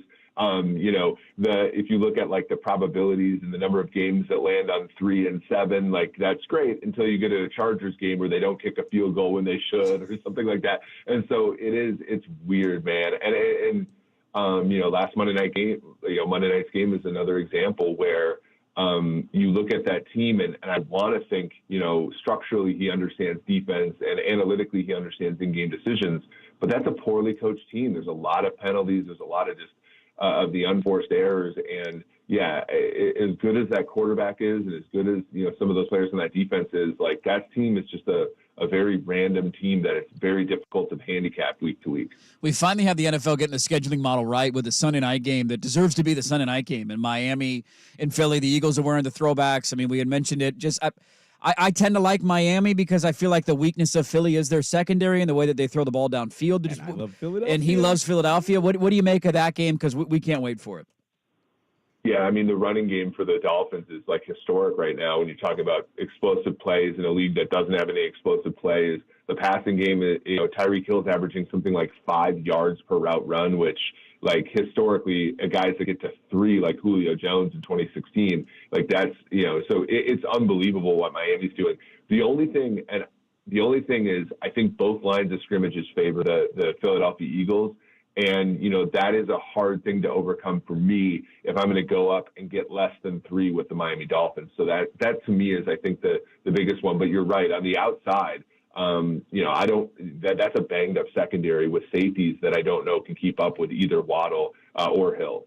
Great stuff, man. I can't wait for that game. NFL is living up to the hype as always. Eric Eager, at Eric Eager on Twitter, Eric Eager _ on Twitter. Go give him a follow. The VP of Summer Sports. Thanks so much for the time out here in Portland, man. We always appreciate it. Hey, thanks for having me on. Take care. There you go. Eric Eager talking some NFL with you. The game of the week. Are we gonna? We only get 3 picks a week, and you, both of us, we take the record very seriously. We don't want to be losers in Sprague and Line. Are we Sprague and Line against each other this week in that game? I'm leaning towards it. I really am. I think Miami's the real deal. I think Philly's been a little. Fraudulent is not the word. Not quite as dominant as we thought. Fair. And I think some of that is the secondary concerns, and I'm with you. Miami, win or lose this game, is still the real deal to me.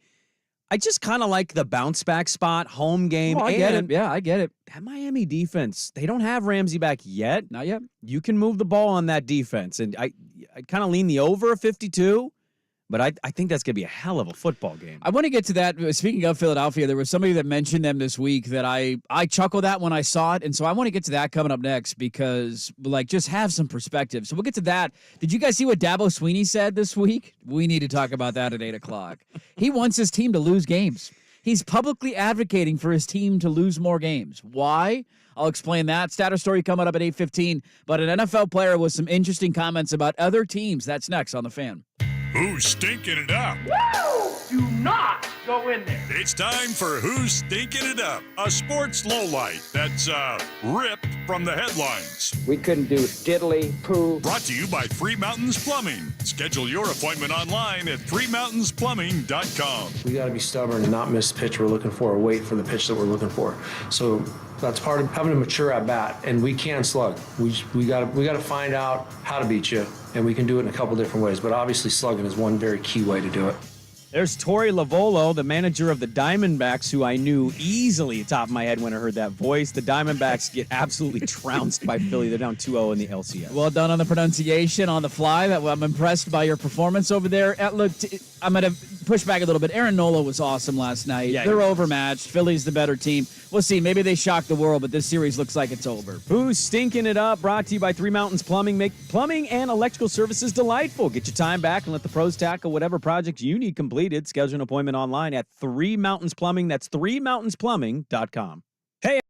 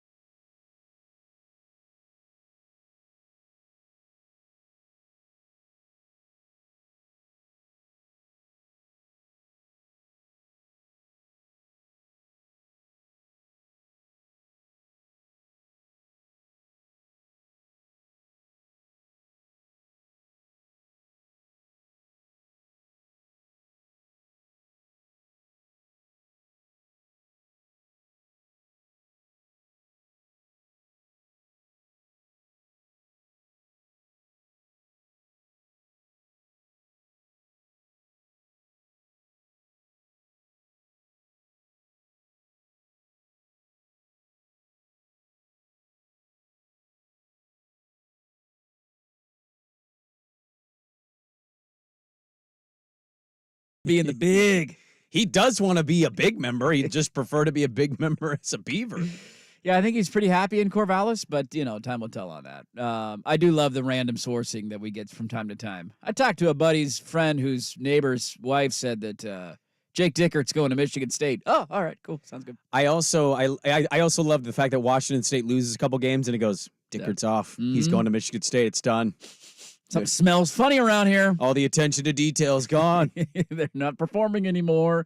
Saturday story at 8:15. I want to give a quick shout out. So we are live on YouTube. We're going to reference that a bunch just because there's audience members that come and go. And so if you listen to 3 hours of the show every day, sorry, you're going to hear it a ton. But we are live on YouTube. So if you go to YouTube, you type in 1080 The Fan. We tweeted that out as well. You can find it. The fans tweeted it. Our show pages tweeted it at 1080 The Fan or at Dirt and Sprague. I want to give a shout out to Trey, who is getting a glimpse behind what we go through in the morning, not what we go through, but what we do in the morning sometimes. And he commented in the YouTube chat that he's going to sync his TV with the Friends episode that we're watching so that we can watch it together. And this is that time of year. It's this time of year and the NBA playoff time of year that we usually come in and the TVs are just on TNT or TBS because of the playoff game the night before. Yeah. And sometimes we just don't change the channel and we end up watching Friends all morning. Well, I mean, the thing is, also, why would I turn it to something that's going to take my attention away from doing a live show? And also, Courtney Cox, Jennifer Aniston. Not a bad thing. I was a big fan when I was younger. I'm still a fan now that I'm older. If you're going to do that, if you're going to see what we're watching on TV and sync it up together, there you go. Be sure to change it to FanDuel TV at 8 because Kay Adams gets on the show. Yeah, now, TBS's Friends, I believe TNT in the mornings is Charmed. It's Charmed. With Alyssa Milano. Which one's got it's Friends. your attention? I mean, it's Friends. Okay. Friends is not a good TV show, but it's, in mute. Have you seen Charmed? I don't think I've ever seen an episode of Charmed outside of silence in the background. But if we're going silence background episode, I'm going Friends any day of the week. Well, because Charmed is 3 of them, right? It's Alyssa Milano. It's Shannon Doherty? Or am I thinking of a different show? I don't know. Think she was The Witches or something, right? Well, you're thinking of Melrose Place, but no, I think Shannon Doherty was on Charmed. Oh, you could be right. Let me And Google I it. don't know who the third one is. Yeah, I forget her name. She dated Marilyn Manson, the third one. I forget her name. Damn it. Bad on air radio. I don't remember her name. Great right now. Anyways, Friends. She was on Charmed. Yeah. Shannon Doherty was on Charmed. I think she got kicked off because they hated her. Like, she wasn't very nice to people. She had a reputation. Yeah. And Beverly Hills 90210. And yeah, exactly. But yeah, it's Friends. And then at 8, it's Kay Adams. So there's the schedule for television. She was also on Little House of the Prairie. How could Swag forget that? I mean, come on. He was 23 years old when that show debuted. He was in college. We got a lot still to get to. I want to get to this, though. So we make a lot of fun of the Dallas Cowboys around here. They're kind of an easy punching bag, and they're fun to make fun of when they lose big games, right? And we have a producer who used to be a Cowboy fan, has now switched his allegiances.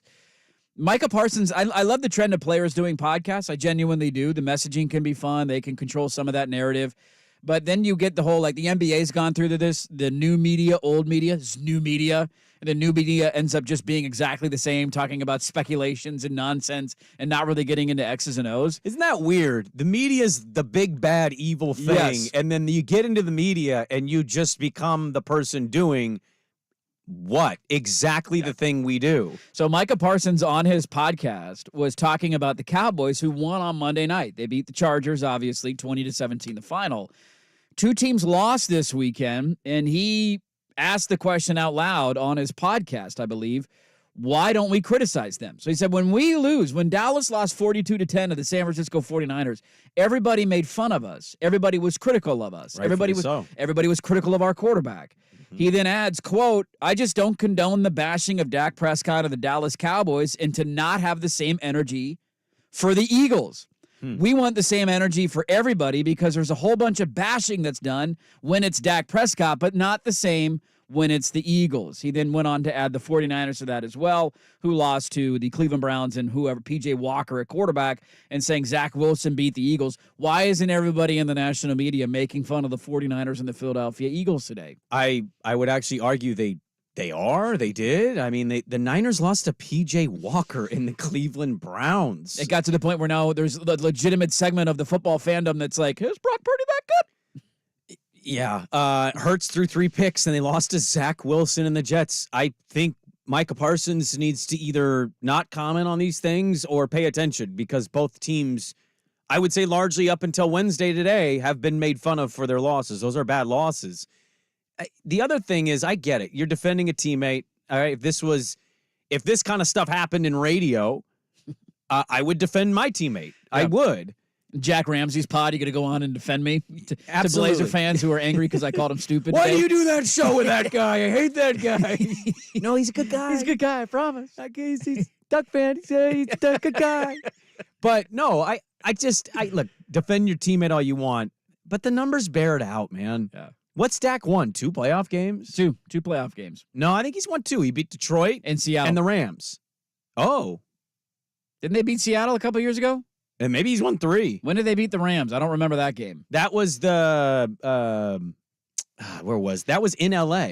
That was one of the last golf. I think it was the second to last golf year. All right, I'm going to pull them up. I know maybe they lost to the Rams in that. And that was a divisional game. I think that was the year the Rams went to the Super Bowl. So Seattle and Detroit are probably his 2 playoff wins, right? Or Tampa last year. Tampa, yeah. So he did not 3. beat Detroit. He's got 3. Final answer. Anyways, my point is that was a Romo win, I think. You play in Dallas. And I'm sorry, when you play in Dallas, there are higher expectations. There just is. You're on TV every single week, national television, not just the standalone Fox game in a local market. You're on Sunday Night Football, Monday Night Football. It's 2, Swag says. Yeah, in my 2 ear. and 4. His wins are over Tampa last year, and then the Seattle game that they beat Russell Wilson. And the other part is, sometimes to be the man, you got to beat the man, is the old cliche in football. Well, who's the man in the NFC? It's Philly and San Francisco right now for everybody. Yes. How does he perform in those games? Not very well. And I think it's pretty obvious. You watch their offensive game plan on Monday and even the rest of the season. I think it's pretty clear that McCarthy, what he's doing is he's cutting the field down so Dak doesn't have to read as much, and it's a little easier to get the ball out and throw the ball down the field. But he's not overly impressive in all these statistical categories. So no. I get it. Parsons defending his guy. I would argue those other guys have already been made fun of all week. But yeah, win a playoff game. Get to a conference championship. And then maybe people wouldn't make fun of your guys so much. Also, on top of that, who have they lost to back-to-back years in the playoffs? The team that he's referencing. They got trounced by the night. Like, to throw out, well, we lost, but you lost by 32. 42-10. There's a little difference there. And the 49ers have been in how many NFC title games in the last 5 years? I think 3 of the last 4. 3 of the last 4. They went to a Super Bowl, almost beat Mahomes. They didn't win it, but they've been to a Super Bowl. Philly went to the Super Bowl last year. Yeah. Came damn close to beating Mahomes, and a play goes the other way, a call goes the other way. Like, there's an aspect of when you've been there, like, this gets to the Mahomes thing, right? We were talking about this earlier with Mahomes versus Geno. Some of the numbers aren't great. Mahomes hasn't been perfect. Part of that is his receivers aren't very good. He had to play a game without his best weapon as well, in Travis Kelce. The other part of it is, like, you're just not going to be critical of him because we know how good Patrick Mahomes is. He's going to have bad games. He's going to have bad weeks. Every quarterback will in the NFL. But he's not the problem in Kansas He's City. not the issue. Yeah. He won 2 MVPs and 2 Super Bowls. He's been to 4. Like, let's take a deep breath here, or 3, however many he's been to. Like, you're not going to be, when you're the Cowboys who have won 2 playoff games this decade, and you can't get to an NFC title game. You've been beaten up by the 49ers every time you play them. You can't beat Philadelphia. Like, yeah, we're going to be a little more critical of you when you lose 42-10. Just read the room a little bit. If Dallas was in the Super Bowl last year, they beat the 49ers in the playoff game, they beat the Eagles in the NFC title game, and then let's say they lose to Kansas City, we're not mocking them for losing that game 42-10. It's a mocking nature of it's more of the same. This is who Dallas has always been, and they're no different this year. Gavin Dawson, who famously used to work at The Fan, he was a Portland media member. He went to Dallas. He hosts a show in Dallas in the afternoons, and I followed Gavin and keep up with Gavin because I looked up to him as a young Sparky listening to radio, and he tweeted this out yesterday, and he got a bit of blowback because I feel like Cowboy fans, passionate, deserve a lot of love for being loyal. Like, dealing with this Jerry Jones stuff has got to be a disaster, but they do it every year. I commend them for that part. But he said this, wait, there are people who are spinning this as a good game from the quarterback or the offense in general. This is against the Chargers. Mm-hmm. It's just sufficient because the defense played great. He's a bus driver. Yeah. Get busy running the quarterback for first downs and in the red zone, winning a Super Bowl, and then moving on. Like, his whole point is Dak's not the dude. No. And there are still people fighting in Dallas about if he's the guy or not. They scored 20 points against the Chargers. That Charger defense has not been very good. No. So calm it down with this whole, well, we won and Dak ran a touchdown in. Good. They finally ran Dak. Good for them. What did he do in college so well? He ran the football. My only thing would be Micah Parsons. I get it, but you are more likely to win a playoff game because of you, not the quarterback. Exactly. And that doesn't happen in with most teams. The Dallas defense is why they won on Monday night. They made Herbert look bad to average. He missed some throws. They were pressuring him all night. The Chargers couldn't run the football, which they can't really do against anybody. They won that game because of their defense. He single-handedly scares me from gambling against the Cowboys. Yeah, because he can wreck a game. I feel confident going against Dak. I get scared when I tell myself, what if they can't stop Micah Parsons? Yeah. So I saw this stuff, and look, somebody texted in this. There's a shtick from certain media members when the Cowboys lose. Like, that's a Stephen A. thing. Like, I don't care about Stephen A. This is more of a general football fan conversation. Like, when something that matters, then you won't be criticized. They also bring it on themselves every year, Dirk. Exactly. What does Jerry Jones say every year? This is the best team I've ever built. This team's a Super Bowl contender. Like every single season. And then here's the schedule. They're on 8 Monday Night Football games and 7 Sunday Night Football games. Every year, man. Every year. We got a lot to get to in the final hour. Statter story coming up at 8:15. We'll do that. I want to start, though, in college football. Dabo Sweeney had some comments earlier this week that made my eyebrows go up. I want to know how you feel about him. We'll tell you what he had to say, talk about that to start the final hour next on 1080 The Fan.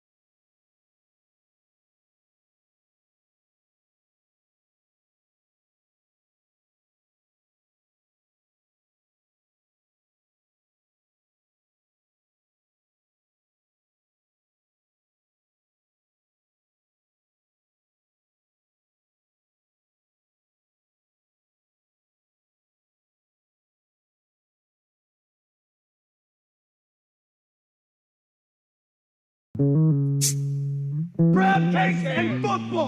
That's what Maryland does. This is Dirt and Sprague. Are you a big man? Pop, I'm talking to you. What?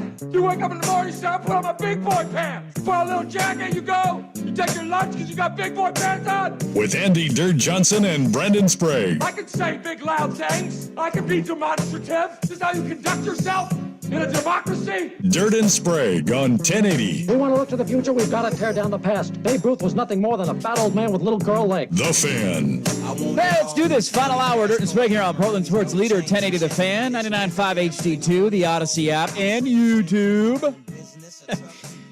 I'm enjoying the screenshots of Dirt that I'm seeing on the timeline randomly now. People are taking screenshots of me. Somebody tagged you in a tweet, Action Boss, and says, how much backyard wrestling have you done in your life? And just a screenshot of you puzzling and looking off into the distance. I haven't done much backyard wrestling. That was actually me, to be honest with you. Yeah. We used to have a friend who had a one of those big trampolines with the nets around them. Always jealous of those. I always wanted one. I was too, which is why when we went to his house, man, we would legitimately pick out theme music. We'd have cardboard. We'd have chairs. We would act like we were having cage matches. We'd even talk into the camera like, I'm coming for you, adrenaline rush. Like, we would get really into it. I love it, man. I love it. So you can watch us on YouTube and take weird screenshots of me and my weird face. And just go search 1080 The Fan on YouTube. The show will be live there every single morning. Also, it should be noted, I wasn't sure how this is going to work. I still don't fully know, but it is available all day. So you can go, like, when the show's done. Oh, you can go back and watch it. In an on-demand version, you just so there's a different tab. If you search 1080 on YouTube, there's 1080 mornings, 1080 afternoons, and 1080 primetime. And so we all have our different little channel inside the own channel, if that makes any sense. And so all of the shows are available in on-demand form. I don't know if that exists like by the time the next show starts, if that makes sense. I don't know. No clue, but the wife was like, how does that work? And so I showed her last night, and it was like, oh, look at that. It's up there. So you can go watch it anytime. And shout out to all of our YouTube bros who are watching us there this morning. Expectations dictate largely how we feel about seasons. You brought this up yesterday, and I thought it was funny. Oregon State is bowl eligible on the earliest in the calendar that they've ever been bowl eligible. They had a little celebration in the locker room after the game, doing a mock bowling thing. It's kind of funny, right? Like, let's celebrate the achievement. There you go. It's not a thing in your fan base at all anymore because you've been to a bowl game the last 2 years. Yeah. 2 years ago when you went to a bowl game, it was a big deal. Mm-hmm. You got over that hump. That monkey was off your back, and you went to the LA Bowl. And what was it, Utah State? Is that who the game was? Game never happened. Okay, yeah. Game didn't happen. Okay. Yeah. The non-existent game was in LA against Utah State. Yes. But expectations change, right? Your expectations are higher than just making a bowl game now. Winning 6 games is not an accomplishment. You want more than that, and Oregon State will get more than that. Well, there's somebody who was pushing back against it, and he's a head coach, and he had some stuff to say this week. Dabo Swinney, at his weekly coaches radio show down in South Carolina, had this to say, quote, we're at a point where if you don't go undefeated, you're a loser. You're terrible, and that is such a terrible mindset. Honestly, maybe we need to lose a few more games and lighten up the bandwagon. Sometimes the bandwagon can get a little too full. Clemson already has 2 losses. They have been eliminated from the college football playoff race because they're not making it. You know who they play this weekend? Probably a joke. They're at Miami. Oh. Talk about a panic outcome for the loser of that game. Yeah. A 3rd loss for Miami in a row, or a 3rd loss before Halloween for Clemson. Is Van Dyke playing? I believe he got hurt. So. I believe he's expected to play. Okay. But I don't know that officially. But anyway, they have 12 straight years of winning 10 games. Clemson does. But this will be their 3rd straight year without making the playoffs. And he's saying, hey, maybe we need to lose some more games the rest of the way to lighten the load. Good luck to that. I don't know what to make of that situation. I have no real read on Clemson and how they operate. When you win 2 national championships for a program that had largely been labeled a choke artist program. Clemsoning was a thing. I think it's a bit of New England Belichick. I think you're kind of caught in this weird, I don't know if this guy's the guy anymore, but he basically changed our lives as fans, right? So how long do you give him kind of thing? Yeah, and he hasn't won in a while. It's been a minute. Lawrence was there a few years ago and obviously had some success when he was there, and before that Watson, but it just doesn't look or feel the same. I even went into the recruiting rankings. Like, you took the portal away, just standard recruiting rankings. Do you know where they rank? Well, they don't use the portal anyway, so you don't even need to tie that in. That's the whole issue. Dead last in portal ranking, but do you know where they are just in recruiting ranking for 24? Ooh, I would guess top 15. I would hope at least. You'd be incorrect. Really? They're actually 16, coincidentally, but they're outside of that. And I remember in the heyday of it, when this was humming, they were almost always in the top 8. Yeah, they were competing with Georgia, LSU, Alabama. So they've even fallen off their standard recruiting practices to what they'd prefer than the portal. And then we know the portal stance and how he's been so anti-portal, and it's come back to bite him in a big way, and any program that doesn't take the portal seriously. But I don't know what you do here. Those are that's a terrible quote. Yeah. I don't care if you at the end of it or whatever. That's just not something you say. I hope we lose so we can get you off the bandwagon. What I'm really being bothered by are these coaches that complain about the sport they coach in, but having zero stones to actually help dictate the way the sport should be. Do I agree with Dabo that losing a game or losing 2 games is labeled a loser thing in college football? I actually do. I think if Dan Lanning fails to get to the Pac-12 title game this year, most Duck fans are going to look at that as an absolute failure for their season. Yeah. It's kind of ridiculous, but that's just what standards have become in college football. James Franklin did this. He ranted about schedules and how soft they can be. He just played UMass. Yeah, he criticized teams for buying out a big matchup, saying the only thing that matters is being undefeated. He's talking about Michigan. Like, stop being a coward, first of all. Just say Michigan. We know who you're talking about. It's Michigan, because Ohio State's played Notre Dame back-to-back years. Yes, they have. Michigan got out of UW and UCLA. Just say Michigan. I'm so tired of the pussyfooting around the actual thing that you're trying to say. Have some stones. You make $8 million a year, damn it. Say it. Who cares? Just say it. Yeah. And him and Dabo and these other coaches, Dirt, they complain. Oh, the standards are too high. Have you done anything to help change it? Because I'm with you. I think it's ridiculous we can't have 2 lost teams in playoffs. No team's going to be perfect. But shut up if you're not helping change it. Yeah, here's the thing. I'm glad you brought up Belichick there, because he's getting a ton of heat this year in New England, and we played some of the audio. This team blows. Like, fans in Boston are upset, which is ridiculous. It's like, shut up, Boston. You've won so many titles. Just sit this one out, okay? I think there's a big difference though between the two. 2 coaches who 5 years ago were viewed as maybe the top of the profession, all greatest, right, in their collective sports, and Absolutely. now you're like, where are you going? What's the future look like? Yeah. Here's the difference. In the NFL, it is much harder because you don't have the ability to go out and get whatever players you want. Like, you have to draft guys. There is free agency. Like, there's a process there. And how many teams struggle, no matter how smart or dumb your head coach is, to find a franchise quarterback? You could be a brilliant-minded head coach. You could be a brilliant-minded GM. Look how good the 49ers are. Kyle Shanahan is as good as a head coach there is in the NFL. John Lynch has done as good a job as any GM in the National Football League over the last handful of years. What did they trade up to draft in the top 3? They screwed it up because it's not an easy thing to do. That's very complicated to find a franchise quarterback and have that lead to wins.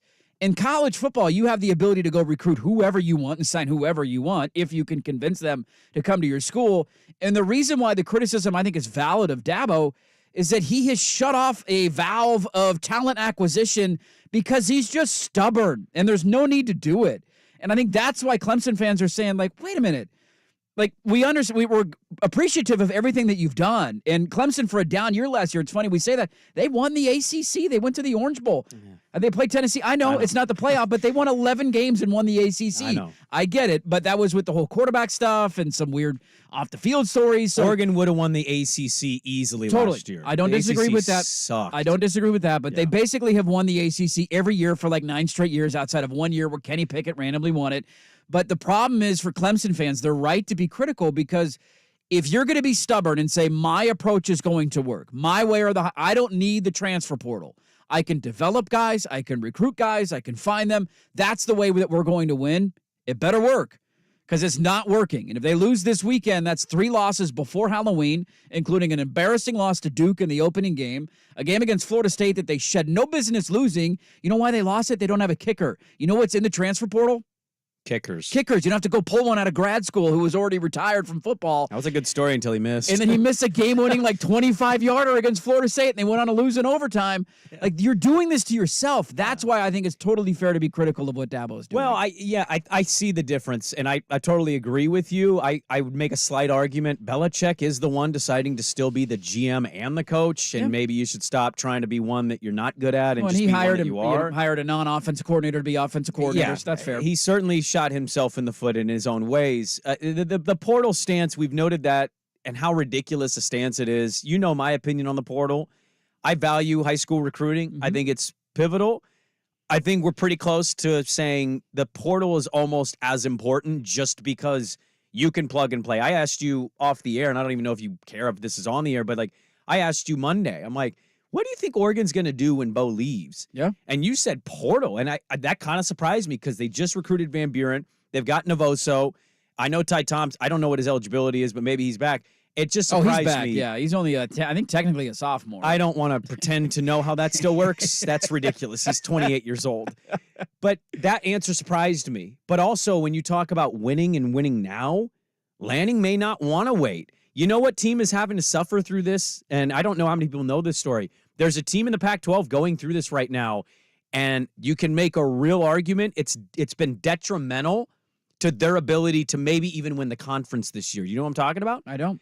UCLA got into an 11th hour battle against Oklahoma for Dylan Gabriel. Yeah. And he chose Venables and Oklahoma. Yeah. Imagine UCLA with this Dylan Gabriel. He had the relationship with the OC who's now at Oklahoma. But he really liked Chip and the system and going to California. Like, just imagine UCLA with that guy instead of a true freshman. And that's the game. Yeah. And you got to be in the game. Chip knows this. Chip can't recruit to save his life, but he hits the portal in the right spots, and here you are. Now, he came up short at quarterback, but my point is, when you dismiss something like that, I just don't understand the benefit in any way. It's just a stubborn nature for no reason. Then good. He can get what he long said years ago. When they start making money, I'm out. Well, he lied about that. Now you feel this way about the portal? You can get fired in 2 years when you're not winning the ACC because Florida State's coming.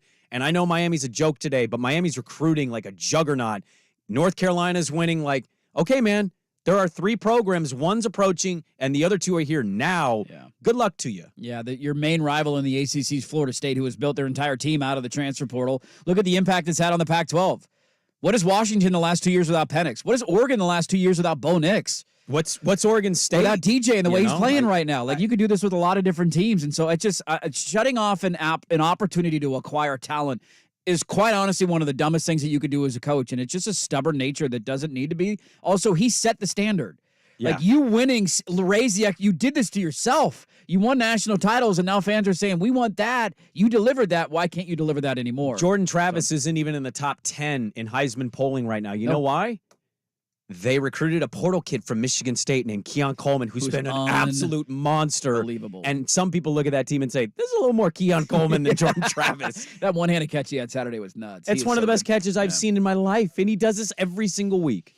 So Dabo continues to be stubborn, says maybe we need to lose a couple of more games. He might get his wish. Somebody's got to lose this weekend between them and Miami, and the panic meter that's going to exist in the outcome of that game. I can't wait. I can't remember what time it is, but that's one I'm definitely watching this weekend. Let's get to your favorite segments. Stat or story next on The Fan.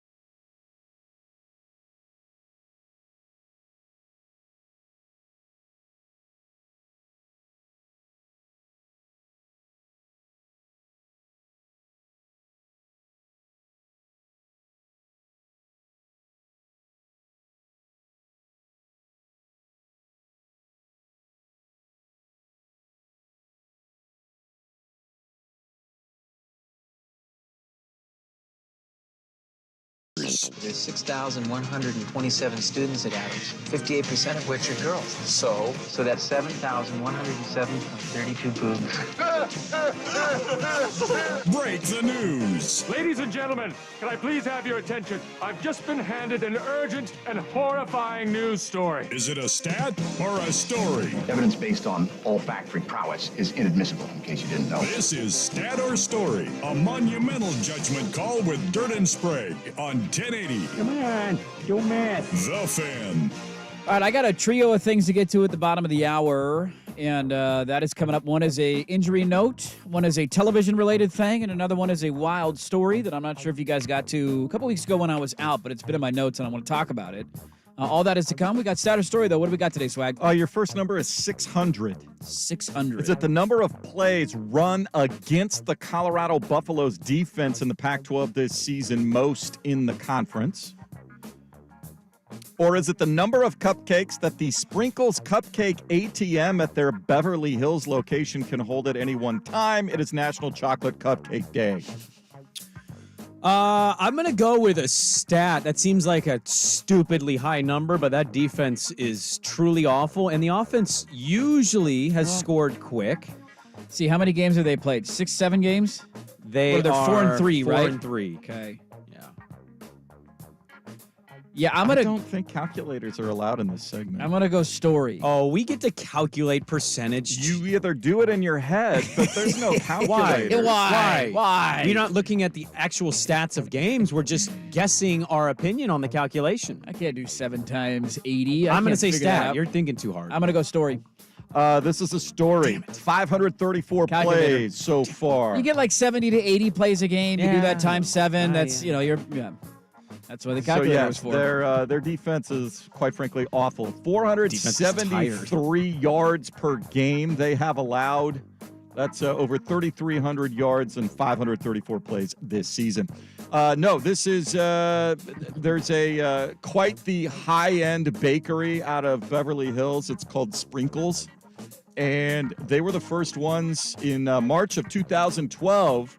They made a cupcake ATM that they can stock 24 hours a day with fresh cupcakes. It can hold 600 at any one time. They have locations now in Chicago, Dallas, New York City. So yeah, are you guys cupcake fans, or do you just prefer, if you're gonna have cake, just let me have a slice of cake? Just give me cake. Give me cake. Cupcakes I have a hard time eating.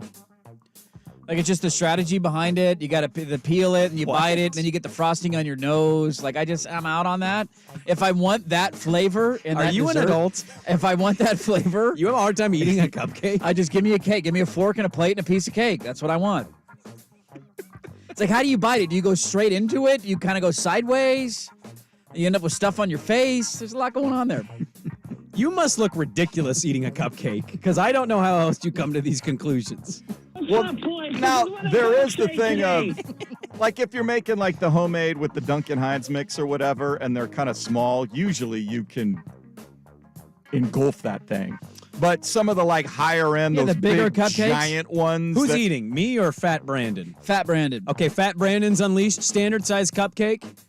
I'll be honest with you, we're wolfing down the whole muffin top with the frosting in one bite. One bite, huh? And then we're peeling that paper off, and then we're eating the moist part on the bottom. I feel like the most underutilized dessert is the brownie. I don't think that's true at all. Brownie is one of the easiest desserts to screw up. Oh, I would say to make, too. Easiest desserts to screw up. Yes, you can. That, like, Ghirardelli box. I know on how the to box. make that. Yeah, it tells you what to do. 2 eggs and a cup of oil. Mix it together, throw it in the It has to do, because if you... Who made bad brownies? Out them.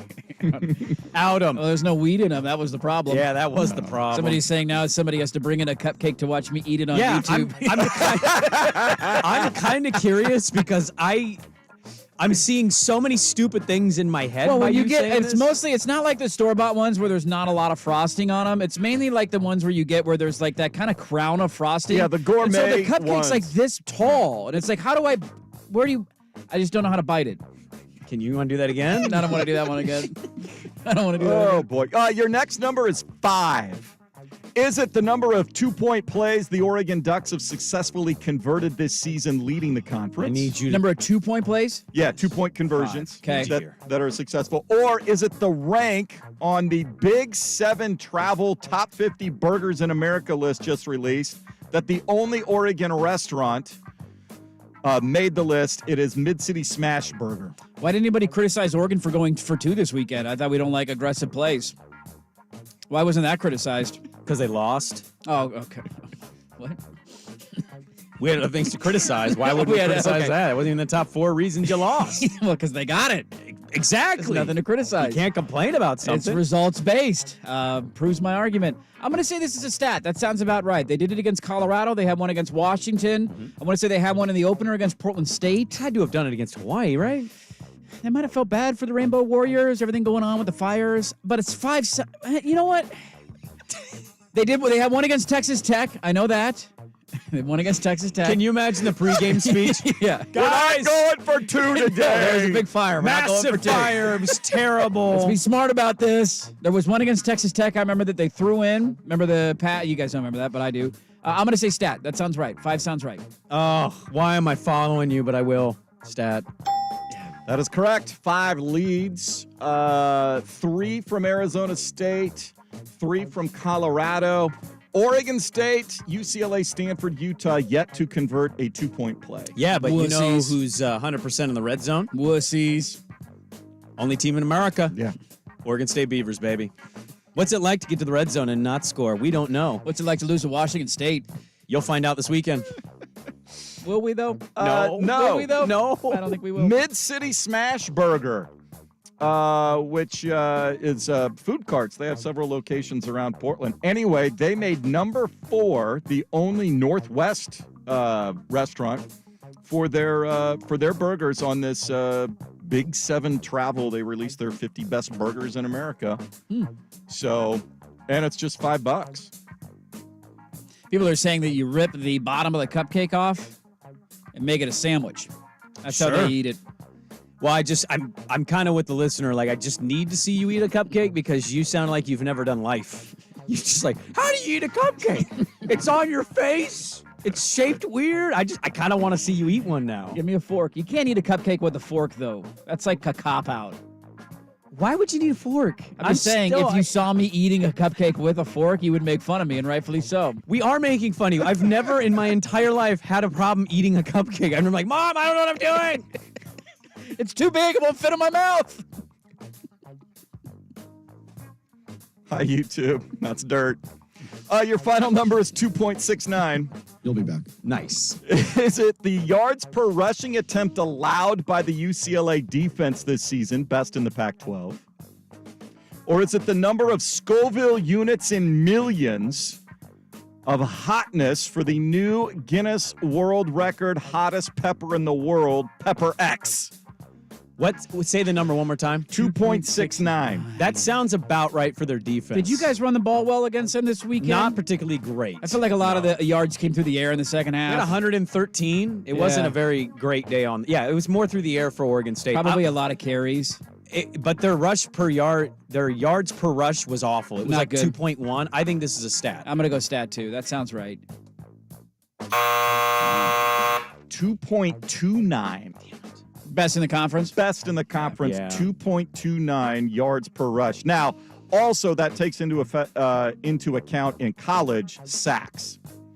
Sacks are considered rushes in college. It's the dumbest not in thing that the we do NFL. stats-wise. Like, what are you doing that for? Exactly.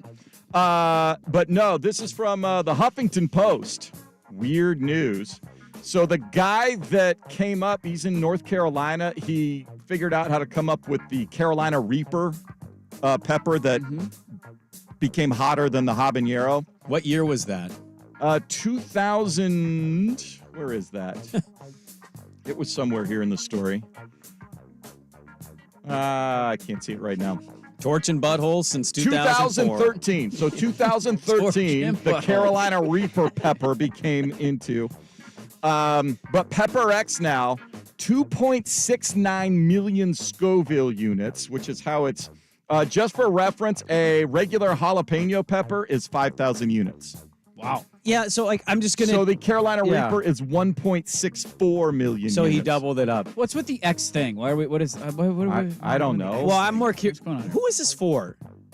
Why? who why? wants something that Why hot? is human? Why are humans interested in making a pepper so hot that it physically hurts to go to the bathroom? I don't get it. Nobody, even if you can have and sustain the heat more than you or I, that person still isn't enjoying eating that pepper. No. That still hurts. So, like, what is it for? To say I made the weird news Probably. on HuffingtonPost.com because I make the butthole screamer pepper? I don't get the point of it. So he ate it. Obviously, he's one of 5 people. Why isn't it named that? It needs to be named that. 5 people to eat an entire one. He said, I was feeling the heat for 3.5 hours. Then the cramps came. Those cramps are horrible. I was laid out flat on a marble wall for approximately an hour in the rain, groaning in pain. Yeah, like, cool, you made it. Now what? Nobody's going to eat it. No. Nobody's going to order it. He's got What's a the point? certificate he can put on his wall from Guinness. Oh, mom's so proud. Yeah, and then you do like the chip challenge, right? Then they do those Reaper one chip challenge kind of things that came about. I have no desire to that. Sometimes you get like, I'll even do that with like Thai food where they're like, do you want it on 1 out of 10? What's the spicy scale? And you're like, I'm a man, I can handle it, but clearly I'm not because I can't eat a cupcake. And you get like a 7 and it's way too hot. And I'm like, I'm miserable right now. This is way too hot for me. I like heat, give me heat, but it's got to be, it can't overtake the flavor of the food and make me uncomfortable eating it. It's about having that bite where you're like, ooh, like nice little kick, and then you can keep going, not like I need to take a breather from this. I put a decent amount of sriracha, pepper flakes in my pho, and like it gives me a nice kick to the point where it's like clearing the nostrils a little bit. Like I can deal with that. I like that. Past that point, it just becomes uncomfortable. When I ate that hot dog at the Fan Classic, yeah, that was bad. I legitimately got sick. I vomited. It was coming out both sides. It was awful. And I'm just like, who does this for fun? It's so far a masterpiece, if I do say so myself. We need to watch you eat a cupcake. I mean, it's just top of my list of things I want in my life. Make sure it's not like a generic store one without a big topping, though. It's got to be the floofy, what are they? The icing? Icing, thank you. That's the word I'm looking for. You struggled at the baby gender reveal eating a cupcake, didn't you? I did. If you go back and look at the picture that I put on my Instagram, there's cupcake on my face, on my nose. Oh, I thought that was a cutesy couple thing. No, I just bit it and there was crap all over my face. What else don't you know how to do? I'm kind of curious. How do you hold a fork? Am I the only one that struggles with this? Am I the only one? Do we need to put out a poll question on this? Is anybody else going to come to my support? I don't know. I'm going to have to. Swag, what's the most difficult thing for you to eat? I got to think about this. What's the thing I eat that I'm like, I kind of hate eating it because I'm bad at it? I'm not good at chopsticks. But that's a normal thing. I cannot use chopsticks. Yeah, I don't know. I guess by your complexions, that is accurate. Yeah. You guys are the guys in the Chinese restaurant. Forks work really well, you know. That is so true. When I go to a place and there's only chopsticks out, I immediately panic. How am I supposed to eat this, man? I just love that you panic. Help me out here. Just get egg rolls. Line up the egg rolls. I could the salad rolls. I could grab those in my hand and dip them. No noodles, no rice. It's off limits. Okay. Cupcakes and chopsticks. That's what Dirt has nightmares of. I do, man. It keeps me up at night. That's his new podcast title. Cupcakes and chopsticks. A podcast where we dive in and learn how to do things we've never done before. How do you eat this food? This is NPR. All right, there you go. Good starter story. Cupcakes and chopsticks would be absolutely at the top of a podcast list. Help me out here if there's anybody else that doesn't know how to eat a cupcake. Help! I need some support here. I'm out on an island. All right. Question: do you know how to eat a cupcake? Yes or no? At Dirt and Sprague. It's not do you know how? Do you struggle to eat a cupcake? Okay. Do you struggle to That's eat a the fair cupcake? word. Yes or no? Let's get to a trio of stories if we have time. One, a television note. One, an injury, and another weird one. That is all next. First, here's Swag with SportsCenter. Now, from the Spirit Mountain Casino Sports Desk, a SportsCenter update on 1080 The Fan. Brought to you by Stanford's. The Classic American Steakhouse has exactly what you've been craving. Visit them in Clackamas, Tanasbourne, or online at stanfords.com. First on The Fan. NFL injury update. Thursday night, the Jags visit the Saints, and quarterback Trevor Lawrence says his knee is feeling better by the day. after sustaining a strain in London. Good chance he will start. Monday night features the 49ers at the Vikings, and there's good news on the injury front. Running back Christian McCaffrey, receiver Deebo Samuel, left tackle Trent Williams, all looking good, not sustaining serious injuries in their loss at Cleveland. The Phillies bats just couldn't be hotter. 10-0, they beat the Diamondbacks game 2 of the NLCS. 3 home runs, including a pair from Kyle Schwarber. They've hit 19 in 8 games this postseason. Game 3 in Arizona Thursday afternoon. Tonight in Arlington, it's ALCS Game 3. Rangers have a 2-0 lead over the defending World Series champion. And the Astros hope their road prowess can get them back in the series. They'll face Max Scherzer, set to pitch for the first time in over a month. 5:08 first pitch on 910 ESPN Portland. Pregame coverage at 4:30. Rangers a -130 favorite on the Spirit Mountain Sportsbook money line. More sports scores and stories in 30 minutes. Jason Swigard from the Spirit Mountain Casino Sports Desk. Watch and wager on pro and college football from all across the country at Spirit Mountain Casino. Learn more at spiritmountain.com. This is your home for year.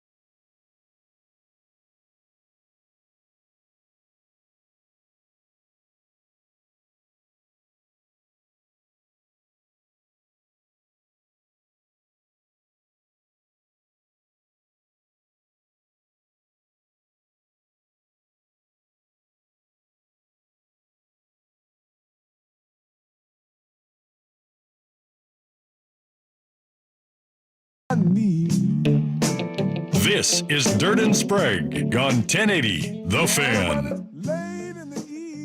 Folks in the YouTube chat are now saying I use a spoon to open the door. I use a straw with all my beverages, and wondering if I wear Velcro shoes.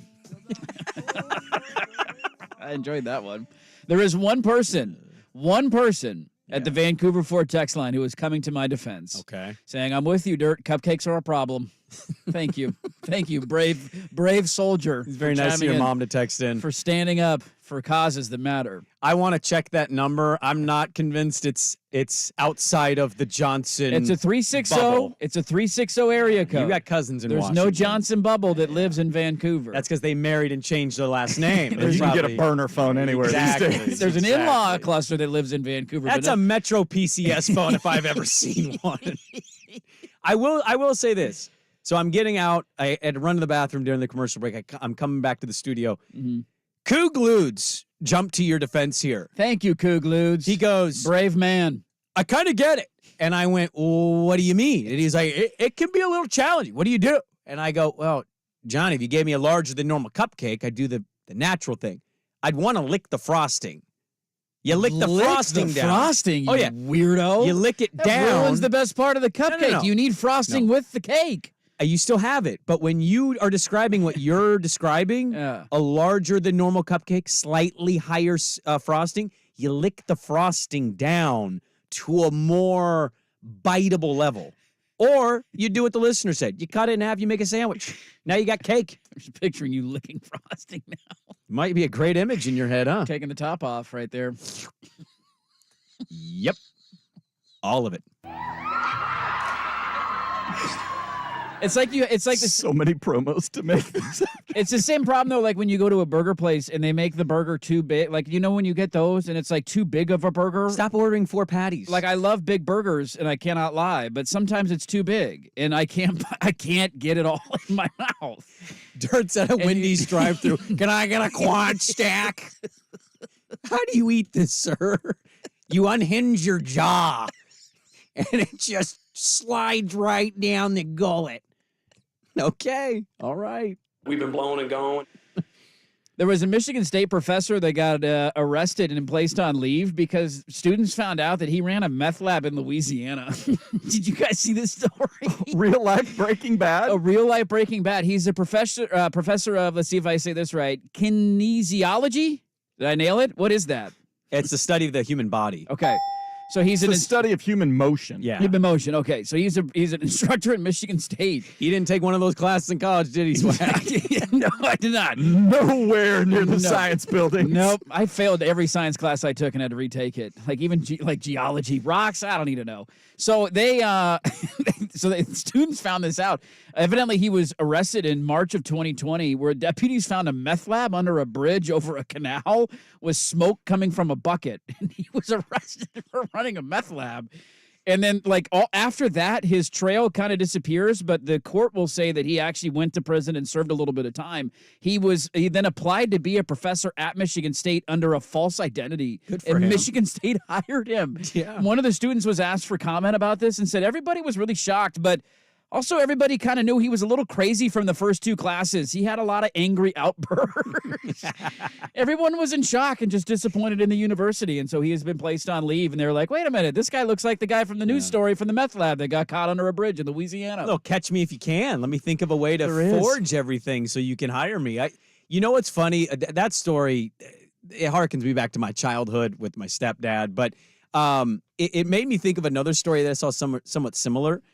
I forget what country in Africa, but there's a country where a guy got arrested recently for pretending to be a lawyer. Now, here's the kicker. He went 26 of 26 in trials. At that point, you got to roll with it, right? And people were like, maybe he should just be given a law degree because he knows what he's doing here. He's winning every case he argues for. But it just, I like hearing occasionally stories of people pretending to be. It's like that teenager who pretended to be a doctor. Do you remember that story years ago? I don't remember that one, no. Oh, man, look it up. Kid pretending to be a doctor. It's one of the first, internet stories that really blew up. And just forging an identity of somebody you're not. This happened 2 weeks ago. What do you think the PR department of Michigan State was doing? The Mel Tucker stuff going down, all the other things in the past, dude. Boy, it doesn't sit well, Can we just cool it for 6 months? Give me a breather here, right? Give me a little bit of help. I think if we ever do YouTube shorts for our 1080 page, it should be called Dirt Tries. And I think our first Dirt Tries is giving Dirt a slightly larger than normal cupcake with just chopsticks, and he has to eat that. But yes, people are now saying they want me to eat a cupcake with chopsticks. With chopsticks, yes. I mean, I think I would just stab it and eat it from the bottom. Don't pull that. If you want to Jimmy eat from LinkedIn. you want to eat from the bottom. I mean, that's your decision. There's no judgment in that. I mean, hello. All right, are we done here? I don't know.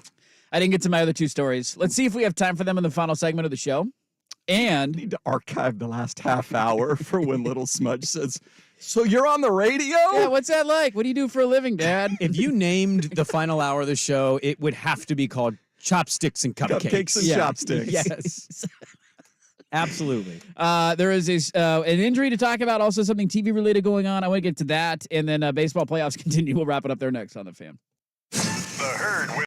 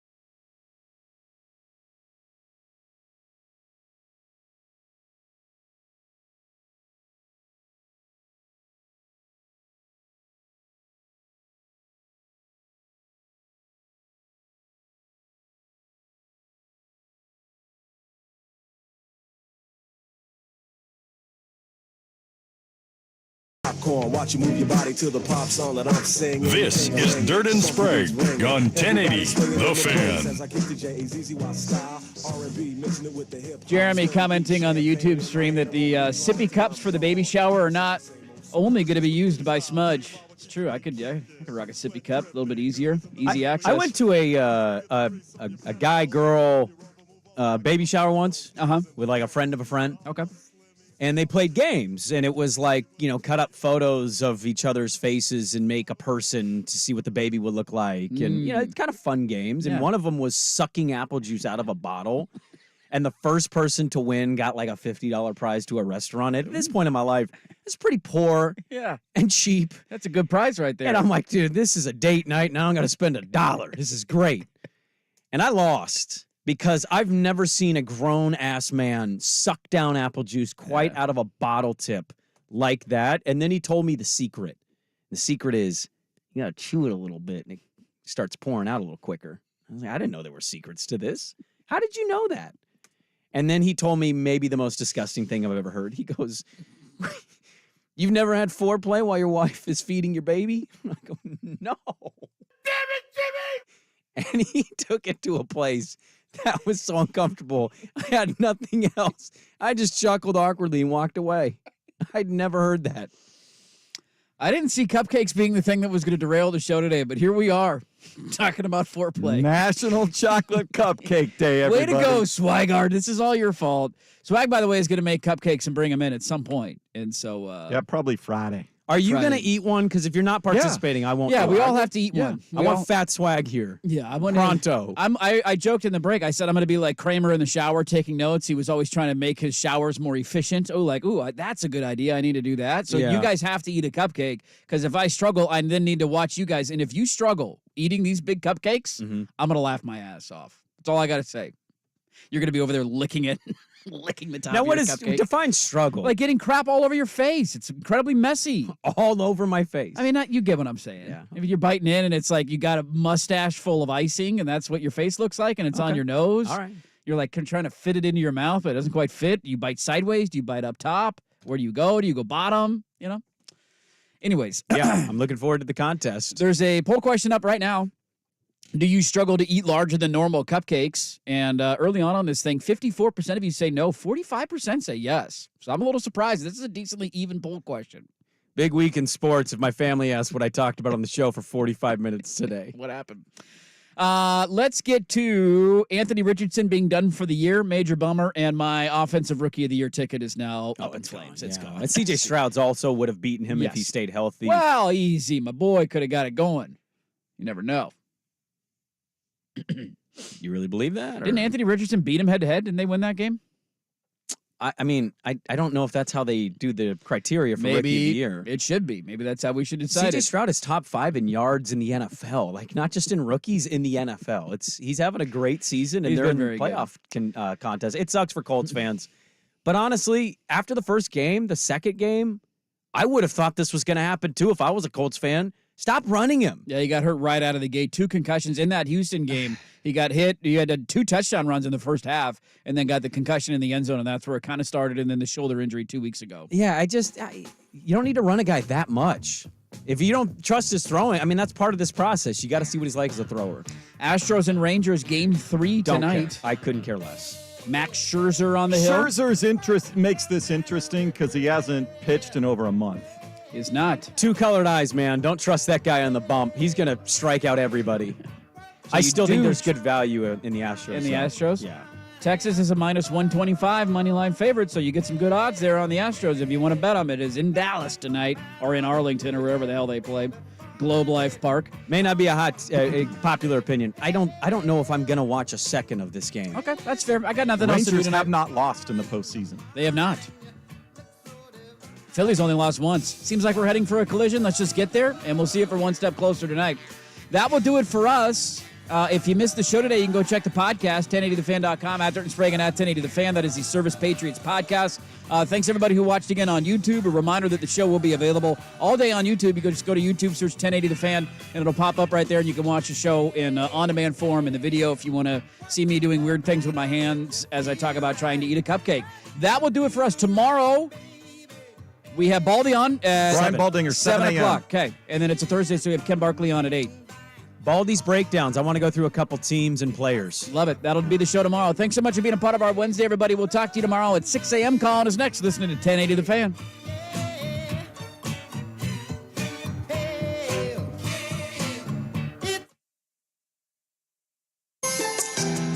Papa Murphy's. Change the way you pizza. If you're